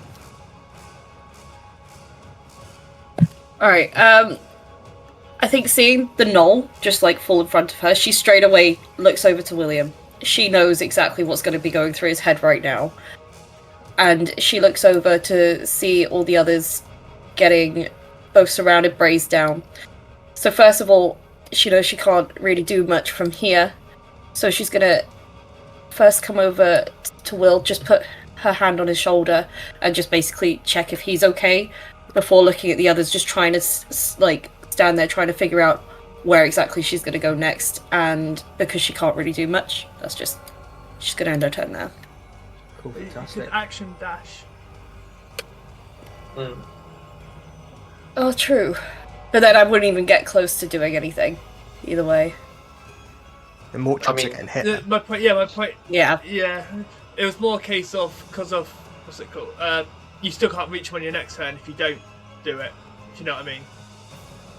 Oh, true. And you're going to lose rage. And they can then reach Lorenn to attack her. They can use bonus action now, barbarian. Right, if you okay. use the bonus action, you keep rage going. Okay. Nice. It's made rage so much more powerful. Oh Yeah. god, yeah, that's good. I didn't realise that. Okay, in that case, yep, okay. I'm going to dash that. So now I believe she's next to Cass, and then Boom. the turn will end there. Dream team, thank you. Thank you. Aurora, you are now up. Aurora will...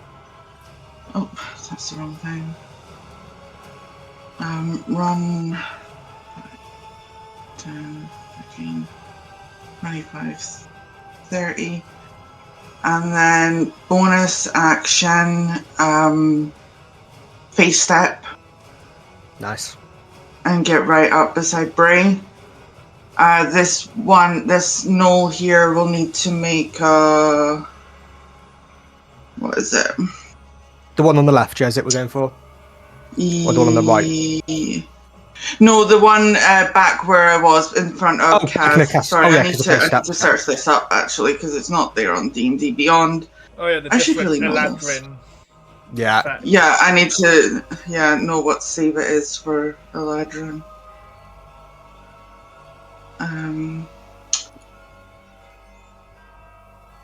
Sorry about this. That's fine. There's going to be things we're like on session 3 of being these characters. There's going to be stuff we're going to be looking up and things. 100%. He is a winter, so he needs to make a wisdom saving throw. He's neither good or bad with wisdom. That is an 8. He fails, so he's now frightened of Aurora. And I think doing this face step actually takes her by surprise. She's really desperate to get up to Bray, seeing him go down, and she didn't know she could do this. And then she's gonna reach a hand down and cast for her action, Cure Wounds on Bray. I think Bray might That is for 17 hit points back to Bray. Oh, bloody hell. He's feeling comfortable. that has taken me to my max. I've literally gone max down, max. Yeah. Is that Aurora? That's her, yeah. Cool. She's And just in gonna reaction make another target of herself. Yeah, of course. But in reaction to being brought back up by Aurora, Bray, you are up. My God, you are an angel. I'm going to do bonus action while I'm like. I will move stand up, but for flavour reasons. Bonus action flurry of blows, and I'm going to boot this knoll in the dick twice. Left one or one in front of you? The boss man. Boss man, cool. Probably not going to hit 8 plus something. 8 plus 6. 12, probably not. No, 14. That does hit. Oh, it does hit. Okay, sweet. Yeah. That is 9 points of damage. Nice. And with the second hit, natural 20. Natural 20 to the dick. And I will pump my electricity through it. So it is. Through his dick. He's getting a supercharged tased kick to the dick. God. Shocking. Yeah. Can I say that'll make anyone down? But this Noel, he is ready to try and withstand this the best he can. So that will be 16 plus. Maybe he enjoys it. He loves it. He's well into it. 24 points of damage. Nice. I got chills. They're multiplying. And as my action, Yep. I'm gonna just quickly put one hand on the shoulder. Like, I mean, consent is mandatory, but I would give you a kiss right now. And I'm going to just take my trident and, well, barely making, not really removing eye contact. I'm just going to stab it forward Oh. to make a trident attack. And that is a no, that's a 9. I rolled a 3. Yeah, it doesn't hit, I'm afraid. His confidence in the other hits has kind of took Bray kind of into this overconfident. He's just ready to go. He just goes, He was jittering through being electrocuted, and he just jittered out the way. That's obviously what it was. Okay. But yeah, I'll just basically pull myself back together and just like, okay, right, ready. And end my turn. Brilliant. William, you are up. William's facing the wrong way, even though this hand's been on his shoulder, and it's like it's almost like everything's gone into slow motion. Why do I keep? And he's gonna turn slowly and look at everyone.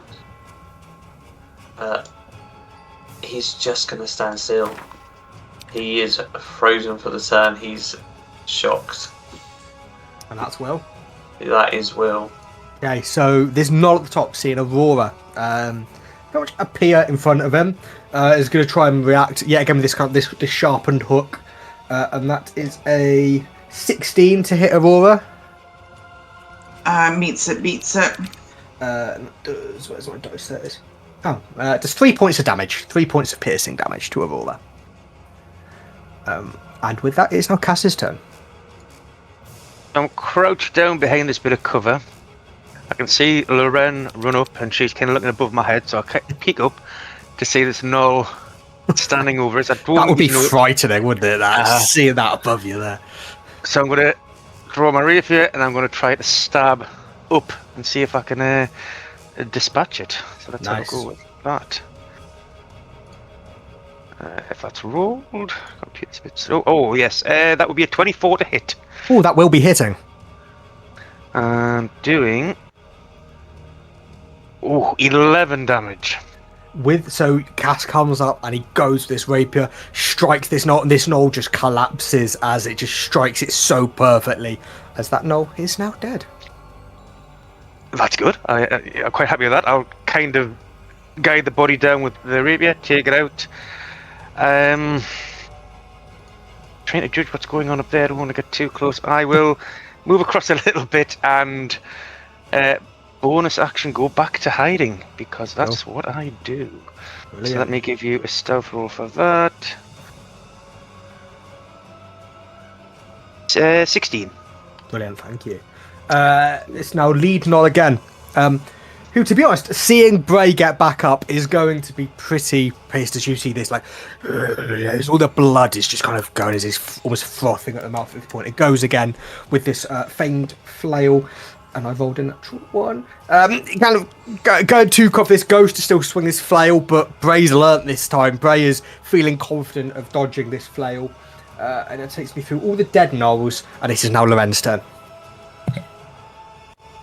After seeing the one in front of me just dying, she's just going to look to where Cass was and nod before going up and coming round here. When she passes Bray, she's also going to like put a hand on his shoulder, but instead it's like a slap like she did the night before, as if to say, glad you're back, before looking at this guy and just going, I need to get more in this. Like, she is pumped, she is ready to go, and straight away she's going to try once again with her great axe. And that is 17. Yeah, that's it. Perfect. And That is a 12 damage. Amazing. Cool. So it's striking. You are where these furs are on these horns. Like you're seeing these furs are being ripped through. You're seeing this kind of flesh is being left underneath. And as you're getting closer to it, it's battle marked, it's scarred, it's bloodied. But he is definitely still trying to stand strong and definitely not kind of look weak in this fight. Is that Lorenn? Yeah, that's Lorenn. Okay, Aurora. This is now your turn. Sorry, Goblin. It's fine. She will.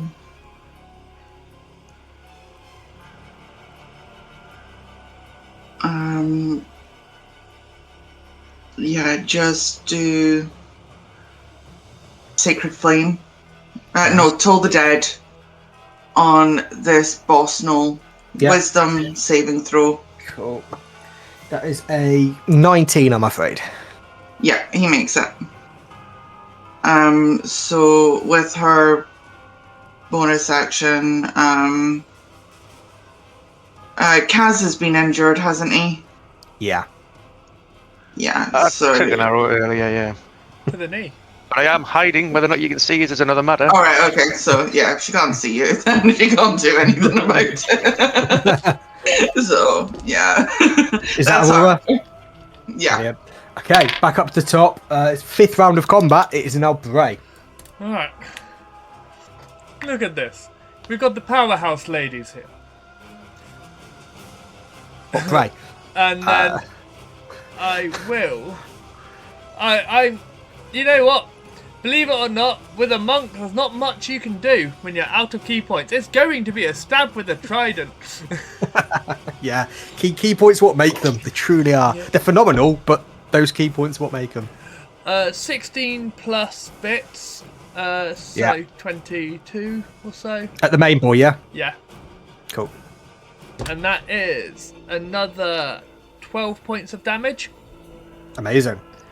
So yeah, he is struggling now. He is taking his hits. He's almost down to one. He's sort of trying to sort of rest on one knee, but as I said before, Lorenn, he is not stopping this fight by any means. And with my bonus action, I will make an unarmed strike. And I'm literally just going to, while my trident's in there, I'm going to pull the trident out, but use the same momentum, and I'm just going to headbutt him. Nice. You know, the most powerful monk and martial artist ability. Just headbutt. Just nut him. Yeah. Use your head. With a 24 to hit. Yes. And a further 10 points of damage. Cool. You go and you pull this trident out and you go to complete headbutt, and as you do, you almost feel this crack as his head completely shatters as you destroy the lead knoll. A little bit of blood trickling down my own head from where I've hit so hard I've like sort of split my own skin a bit, and I'm just like dripping down. Like... Is his blood blue? Or is it normal red?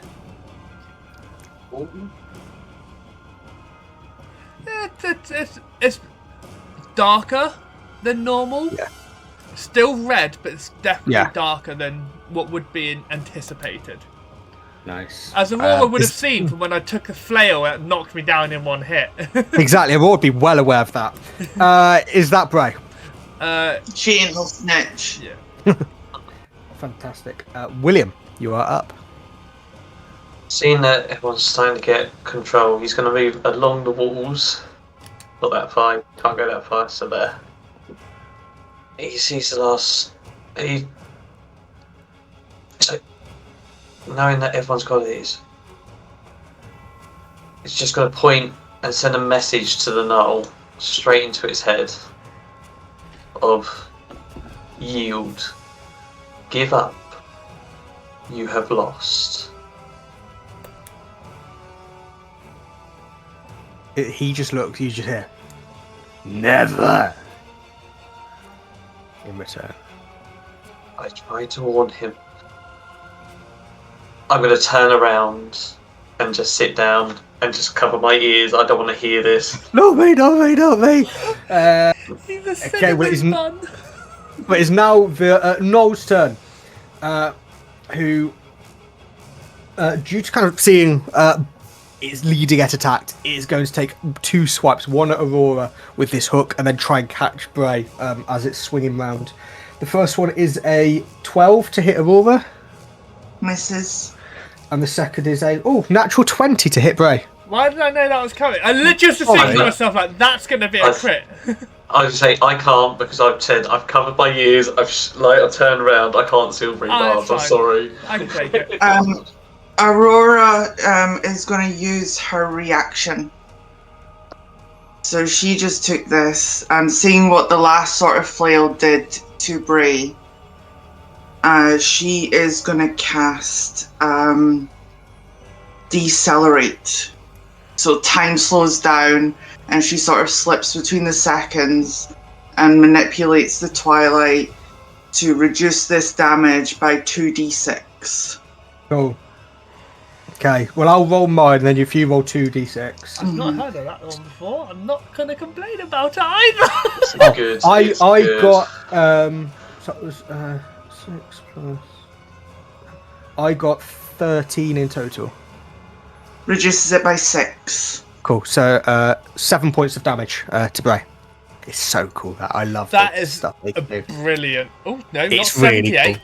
And it's so thematic. It's just, you can imagine it happened like a movie. It'd be so cool. I mean that's the null. Kaz, you are up.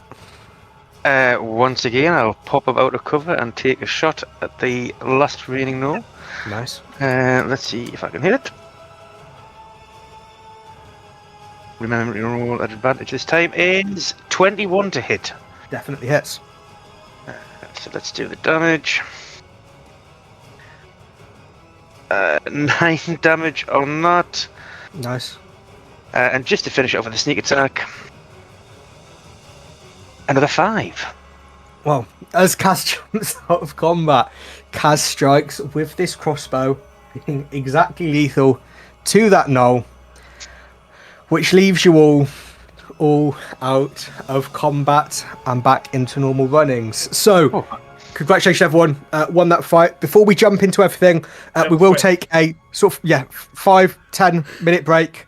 It's very warm and I need a drink. So yes, thank you everyone so far for watching. If you're on the podcasts, thank you for listening. We will be back in about 10 seconds for the podcast listeners, or if you're watching this otherwise. However, everyone live, we'll see you back in sort of 5-10 minutes or so. Cheers everybody.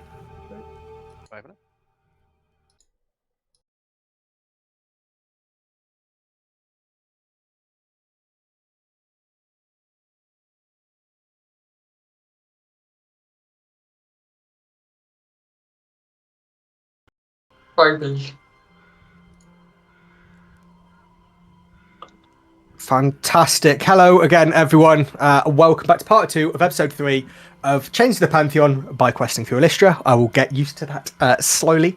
But yes, we are back. The party have successfully beaten off the Gnolls, who had, just for fun, raided the Myth Lynn temple, taking advantage of the statued Wardens.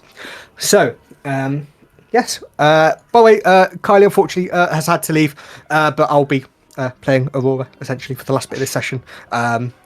She'll just be casually playing along. No, bless you. But yeah, so what would you all like to do as we are just out of combat? Well, I mean, it would be rude not to just check this gnoll that fell in front of us and see if he's carrying anything that I might like. Of course. So, none of them are carrying extra stuff than what you'd have really seen in combat. The main gnoll kind of has a bit of sort of flesh on him, bones, like things that he classifies as trophies.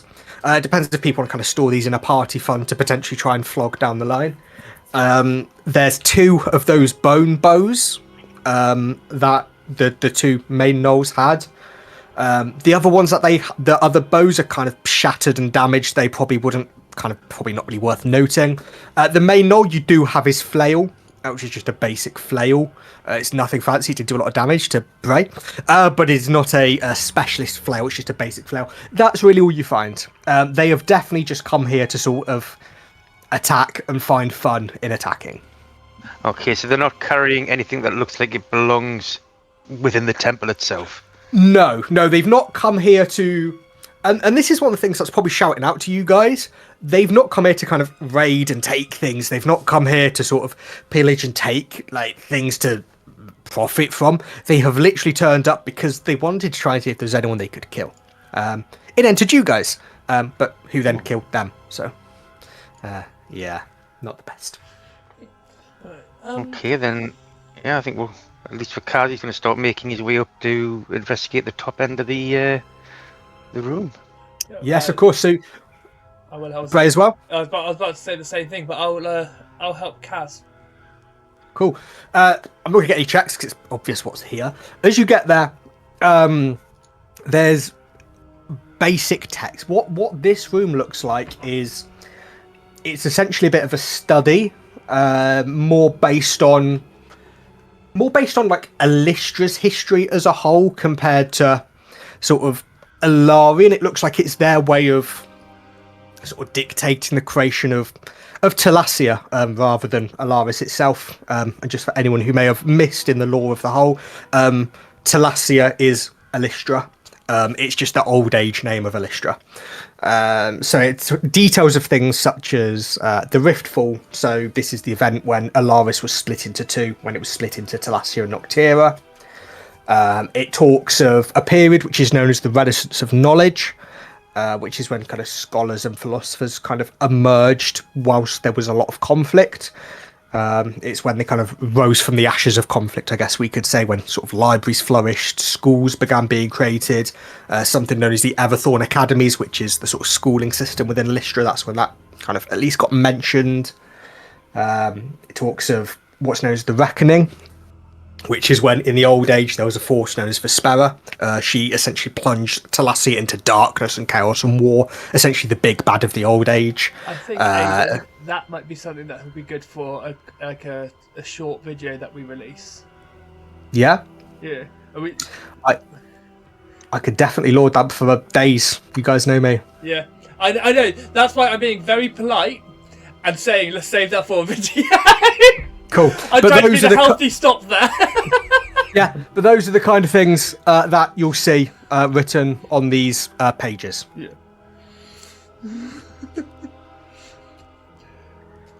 As we've made our way further inside this broken temple floor, there's no sign of any other wardens anywhere, is there? No, none at all. None at all. Apologies, the map's messed up. I'm just refreshing above HT because it was being a pain. Yeah, no wardens. No one was here. I think whilst Bray and Cass are exploring up top, Lorenn is gonna go to William, seeing that he is probably still covering his ears, not realizing everything is finished. And she's just gonna gently put her hand on his shoulder, just to try and get him to look at her, to tell him that it's done. William, he jumps at the physical touch. He turns, looks up, and almost he just takes his hands. He's just proper looking at the room, just looking around. Is it over? It's all done. It's all done. Just focus on me. Focus on Bray. Everyone else. Keep your eyes up. It'll be fine. We'll be out of here soon. Deep breaths. It'll be fine. There's so much that has gone on in such little time. It's only been the last couple of days, and I know. I've seen so much conflict. It's It's one thing to read about it and to tell tales of adventures like this. It's another to live it, I know. But you're stronger than this. You're stronger than what you think you are. Just take some deep breaths, and once we're out of here and we can sit down, we can properly talk about it. I just need you to be strong until we're out of here. Can you do that? Can you focus on that one thing? Yeah. Yeah, okay. Yeah. Okay. Good. Okay. The others are up top if you want to come and join, or do you want to be alone? Just give me 20 seconds. I will catch up. I will. Take your time. We're here. And just keep looking up. You don't have to look at it all. Okay. Thank you for Anytime. saving me again. You're stronger than what you know. I'm just here to help. And with that, she's going to stand up and join the others. Once she walks away, William will pull out the pocket watch again.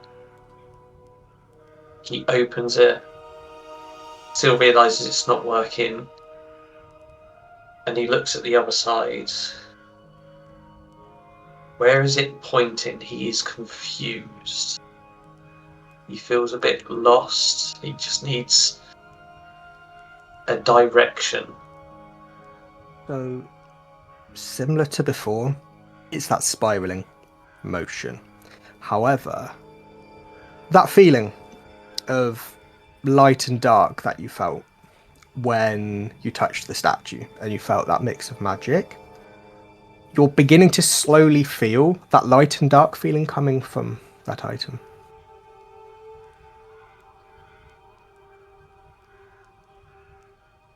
I've got so many questions,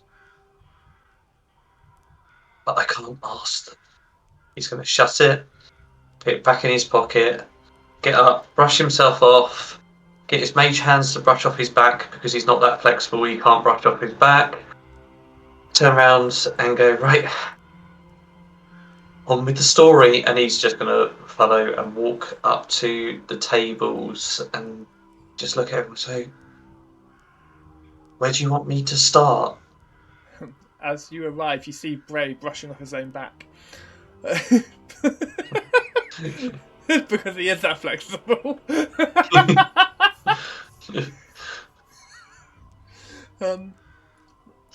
Take a look wherever you want to, William. I don't even quite know what we're looking for, really. And Kaz is just going to start walking around, see if he can find anything of any interest, really. In the picture, there is a chalkboard. Is that actually there? There'd be something. It wouldn't quite be a chalkboard, but it'd be something kind of similar. Probably where they have like paintings, that kind of thing.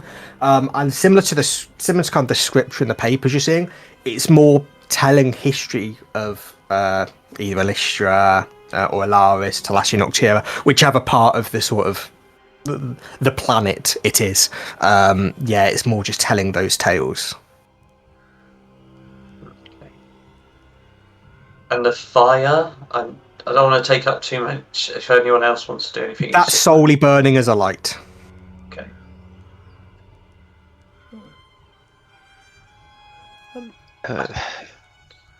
When They said there might be answers down here, but nothing's really jumping out at me. I mean, yeah, it's a bit of a. It feels like they're missing a catalog system, like a Dewey Decimal sort of. Go to 0.01 in this section, and you will find the score you need. I feel like that's what's missing here. Plus information, but you know what I mean.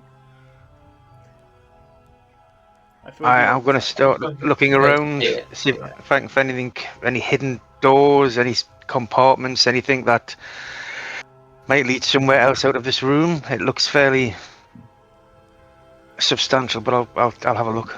Could you give me an investigation check, please, Cass? Yeah, of course I can. Whilst you're doing that, William notices some sort of drawing on the floor. Is that again? That's just the map this time. That's fine. Just the map, just flavour. That's That good. would be a 15. Cool. So, looking around you, trying to kind of spot anything which could be these clues that were mentioned. Unfortunately, there truly is nothing down here. As much you could go as high as you want at this point. It very much is a study. As I say, it goes a little bit. As I say, I was trying to roll through those events to get to one that is important. But it's more just generally discussing kind of how the gods were created and how their powers tie into Alarian's power and how they can be powered and why their powers might be disappearing.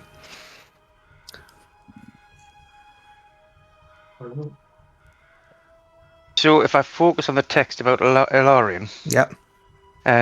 does it say anything about? I don't know. Anything to do with how he came about his power, how his power is maintained?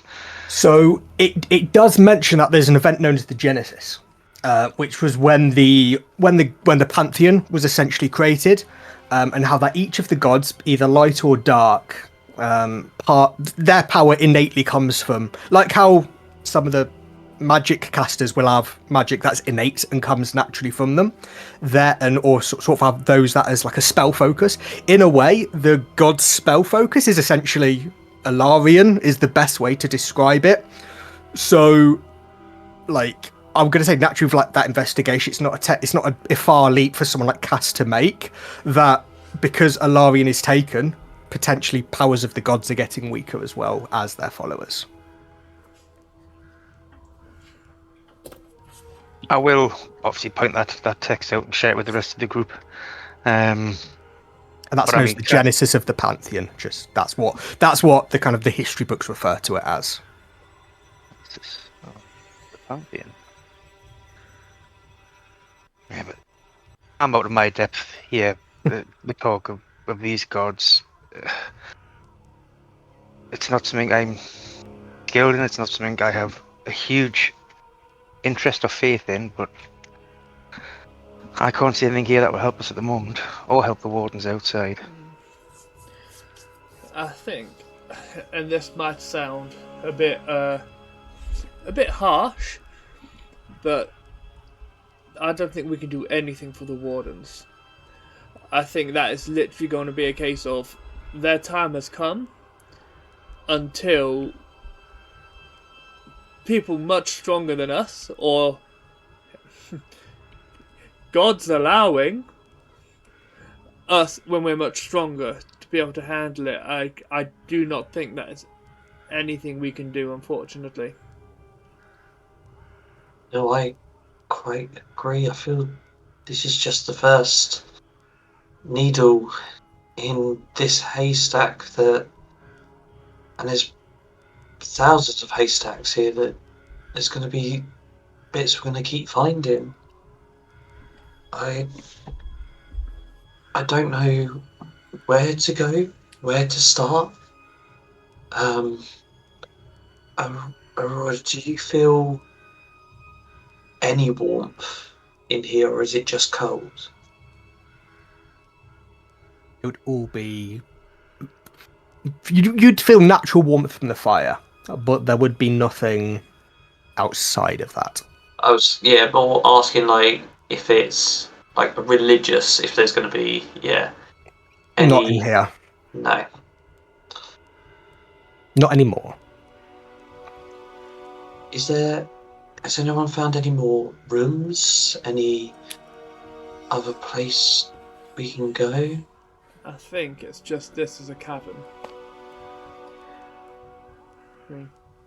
Unless Cass found something and just didn't tell us, but I don't think that he's that kind of person. I think he's a very upstanding young gentleman.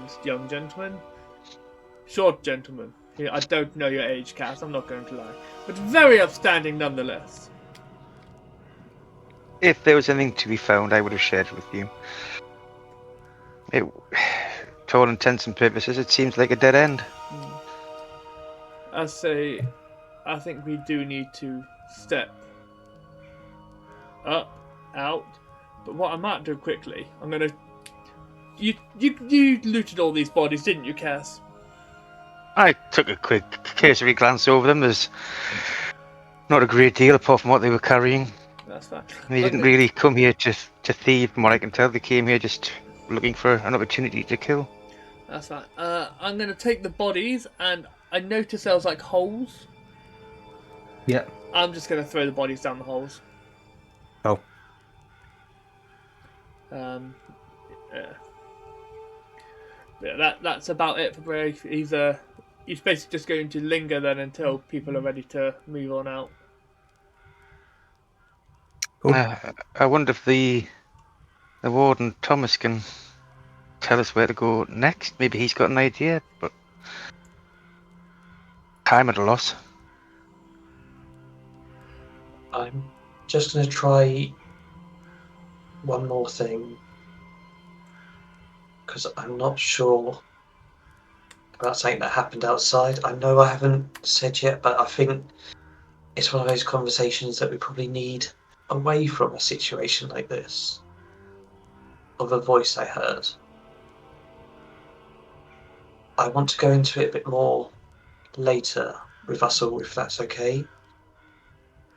But please just give me a minute. And William's going to kneel, bow his head, and he's going to try and pray. Ilaria?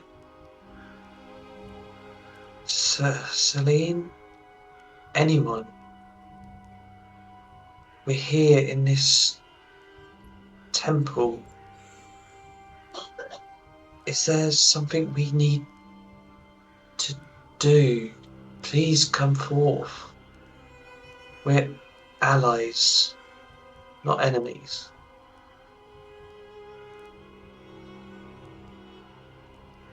You hear no words at this.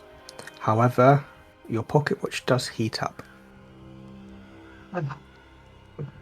Only slightly, not like it's not going to burn you. But just you kind of feel like kind of a warmth. You know, the bloody hand warmer things. It's like that begins to heat up in your pocket. Were you speaking out loud when you were praying there, William? Yes. Yeah. Yes, sir. I'm going to bow, put my head down. I say, I don't hear anything. Maybe I'm going to try and sneakily pull the pocket watch out and have a look to see if it's pointing in a direction. It's still not pointing, unfortunately. Okay. Can I? Back Obviously, in this pocket. behavior. Seeing that he's mentioned that he's not the biggest god person, and then suddenly started praying. Obviously, I've got an eye on him, but because it's like this seems like a weird behavior, especially having just mentioned a voice. Can I make a perception check to see, especially when he's just bowed more, if he's done like, even if it's not seeing specifically what he's pulled out, this isn't, you know what I'm saying? Like, this is out of character from what I know of him. What's going on here? Would I have caught that sort of thing? Because my character is fairly perceptive.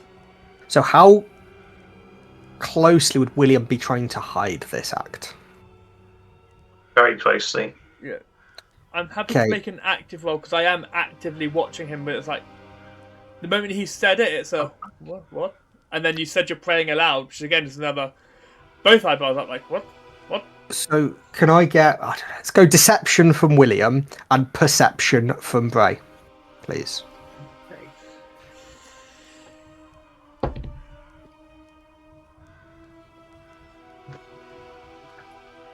Hi. After you, set the DC. 13. 12. I rolled an 8 plus 4. So Bray would have noticed that William has been praying, but you wouldn't have necessarily been able to get the exact what's going on or what it's necessary about you. So you wouldn't have like completely obviously not noticed because you'd see someone doing something, but it wouldn't be. Here's the specifics. Yeah. No, I wasn't expecting to be like, oh, he's pulling out a pocket watch and doing this. You know, I'm not expecting that. It was just have I just clocked that he's taking it from praying to do something like, oh, he's sneaking a drink from a flask. That sort, you know. Yeah. You could just see there's some sort of added movement, whether it's a book could be being brought out, a flask. Yeah, you don't know what kind of movement it is. That's fine. But with this prayer, is there anything anyone else would like to do within the catacombs, or are we heading back up to the main part of the temple? I think let's head up. I think it's fair to say goodbye to Brother Jakob, and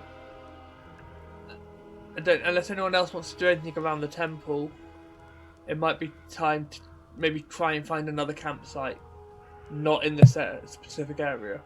Yeah, of course. So as obviously you climb back up to the main sort of courtyard of the temple, getting ready to kind of make your journey back out into the lands of Elystra. However, where the half-frozen warden of Brother Jacob once waited, there is now only stone. every flick of life that he had within him, his body is now fully solidified. It's almost colder and emptier, almost to match with the disappearance of power of Alarian. I pat him on the ass.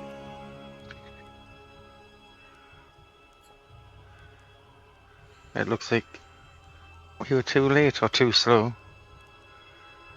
Missed our chance to ask him any more questions. Unless anybody can get through to him in this state. I can try again if message. Yeah. Brother Jacob, are you still in there? Unfortunately now, you hear nothing from him. And you equally sense no life from any of the other statues. It's as if Brother Jacob, finally succumbing to turning to stone, has taken the life force from all of the other statues. Do I feel... So I don't feel any of the light, dark, I just feel stone. You feel stone, yes. I'm sorry, Cass, it seems they just all turned back to the natural stone that they were made out of.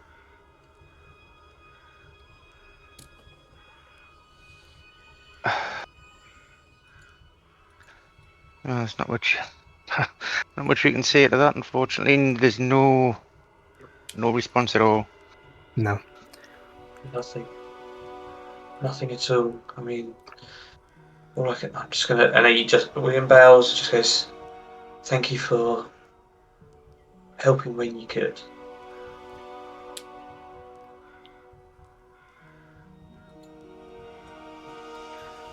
Well, we came here for answers, and while we have more questions. If something is affecting a god, as I understand it, of Valerian's magnitude, what chance do we stand? None. To be blunt Well, about it. You may not stand a chance now, but maybe we can find something that could help. I don't know.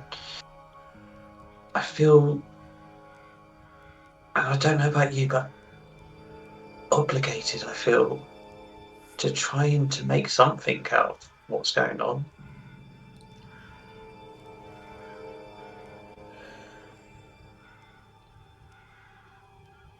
Is that just me?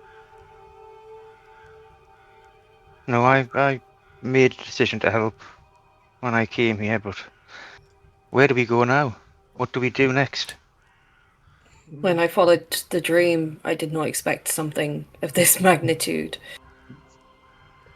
What can you do when you can't even fathom your next steps? Much echoing what Lorenn said, but I chased this dream because I felt something's called to me. I wanted to find out what it was. I haven't signed up to rescue a pantheon of gods. They owe me nothing. I owe them nothing. When I came, it was pretty much the same. I came because I told my teacher that I had this dream. He told me to follow it, and upon returning with information, then circumstances can be forgiven.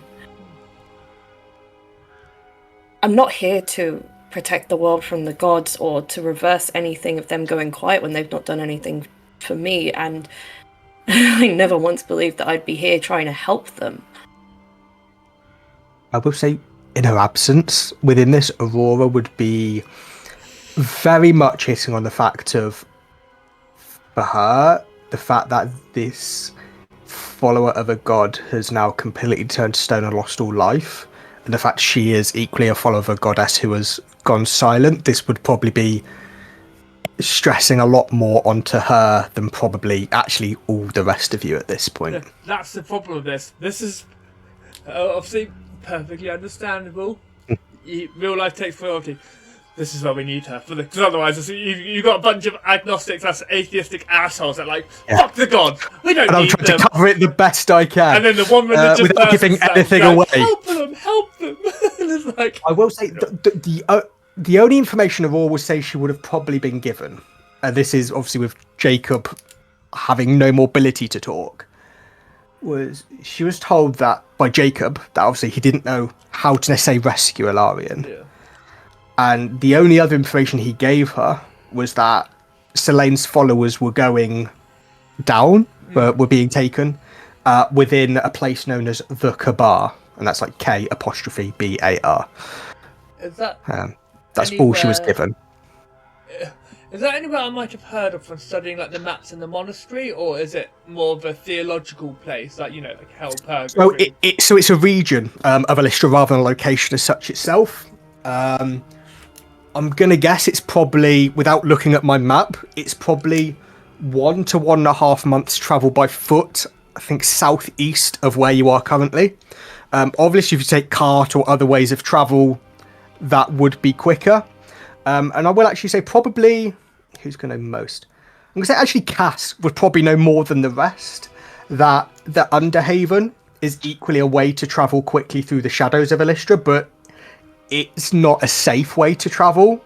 But that's kind of all you would roughly know about kind of getting her. Say that's all probably, because of what I told Kylie, that's probably all Aurora would know as well. Yeah. With regards to the Underhaven, would that Yes. be, I'm going to guess, more dangerous? Would it be quicker? So the way the Underhaven, it's a bit quicker, because the way the Underhaven works is essentially envisage like the Fallout vaults but made out of stone. So it's essentially like these quite direct routes between long locations within Elystra. So it's slightly quicker. It's more like as the sort of as the bird flies kind of thing. It's a bit straighter route. However, if there's not a direct route between, because I think there's 50 Underhaven holds within Elystra. Obviously, not every city's going to have a hold. So if you can't get directly to one, it's then an incredibly perilous route through essentially the core of Elystra. Okay. So it can become quite dangerous. A bit like the Underdark in a way. Okay. But as I was saying earlier, I think you two, Cass and Bray, had gone inside at this point. I did go and check, and I point at the wall, the new bit of wall that's got the chains. I thought I'd try and use like my message spell when I was talking to the statue. I thought I'd try and message turn back up, wait. Slate through touching his figure on the thing. It was just an attempt, and a voice did talk back to me, but it said it will always be watching us. But it didn't feel like a good watch, if that makes sense. More of a threat than a blessing. Like a parent staring down at I'm watching you. You better behave, sort of. Yeah, so it didn't feel like any... Like, when I've heard people talking to the gods, when they say they get this warm feeling, they get a feeling they understand this feeling gave me definite, not discomfort, but a feeling that I shouldn't be talking to this person. Or that I shouldn't want to talk to this person.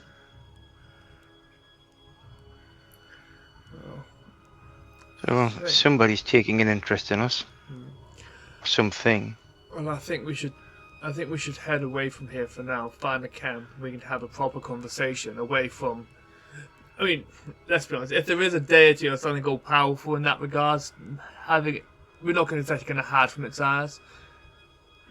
But if we're away from where there is a direct source of power that you've just mentioned communing with, let's leave it to try and have a basic chat. I'd like that myself. I mean, you guys are just all you can defend yourselves. And I'm so grateful that you let me come with you. This farm boy, really. Yeah, I'm just so grateful to be within your presence, and I feel safer because of it. I put a hand on the shoulder.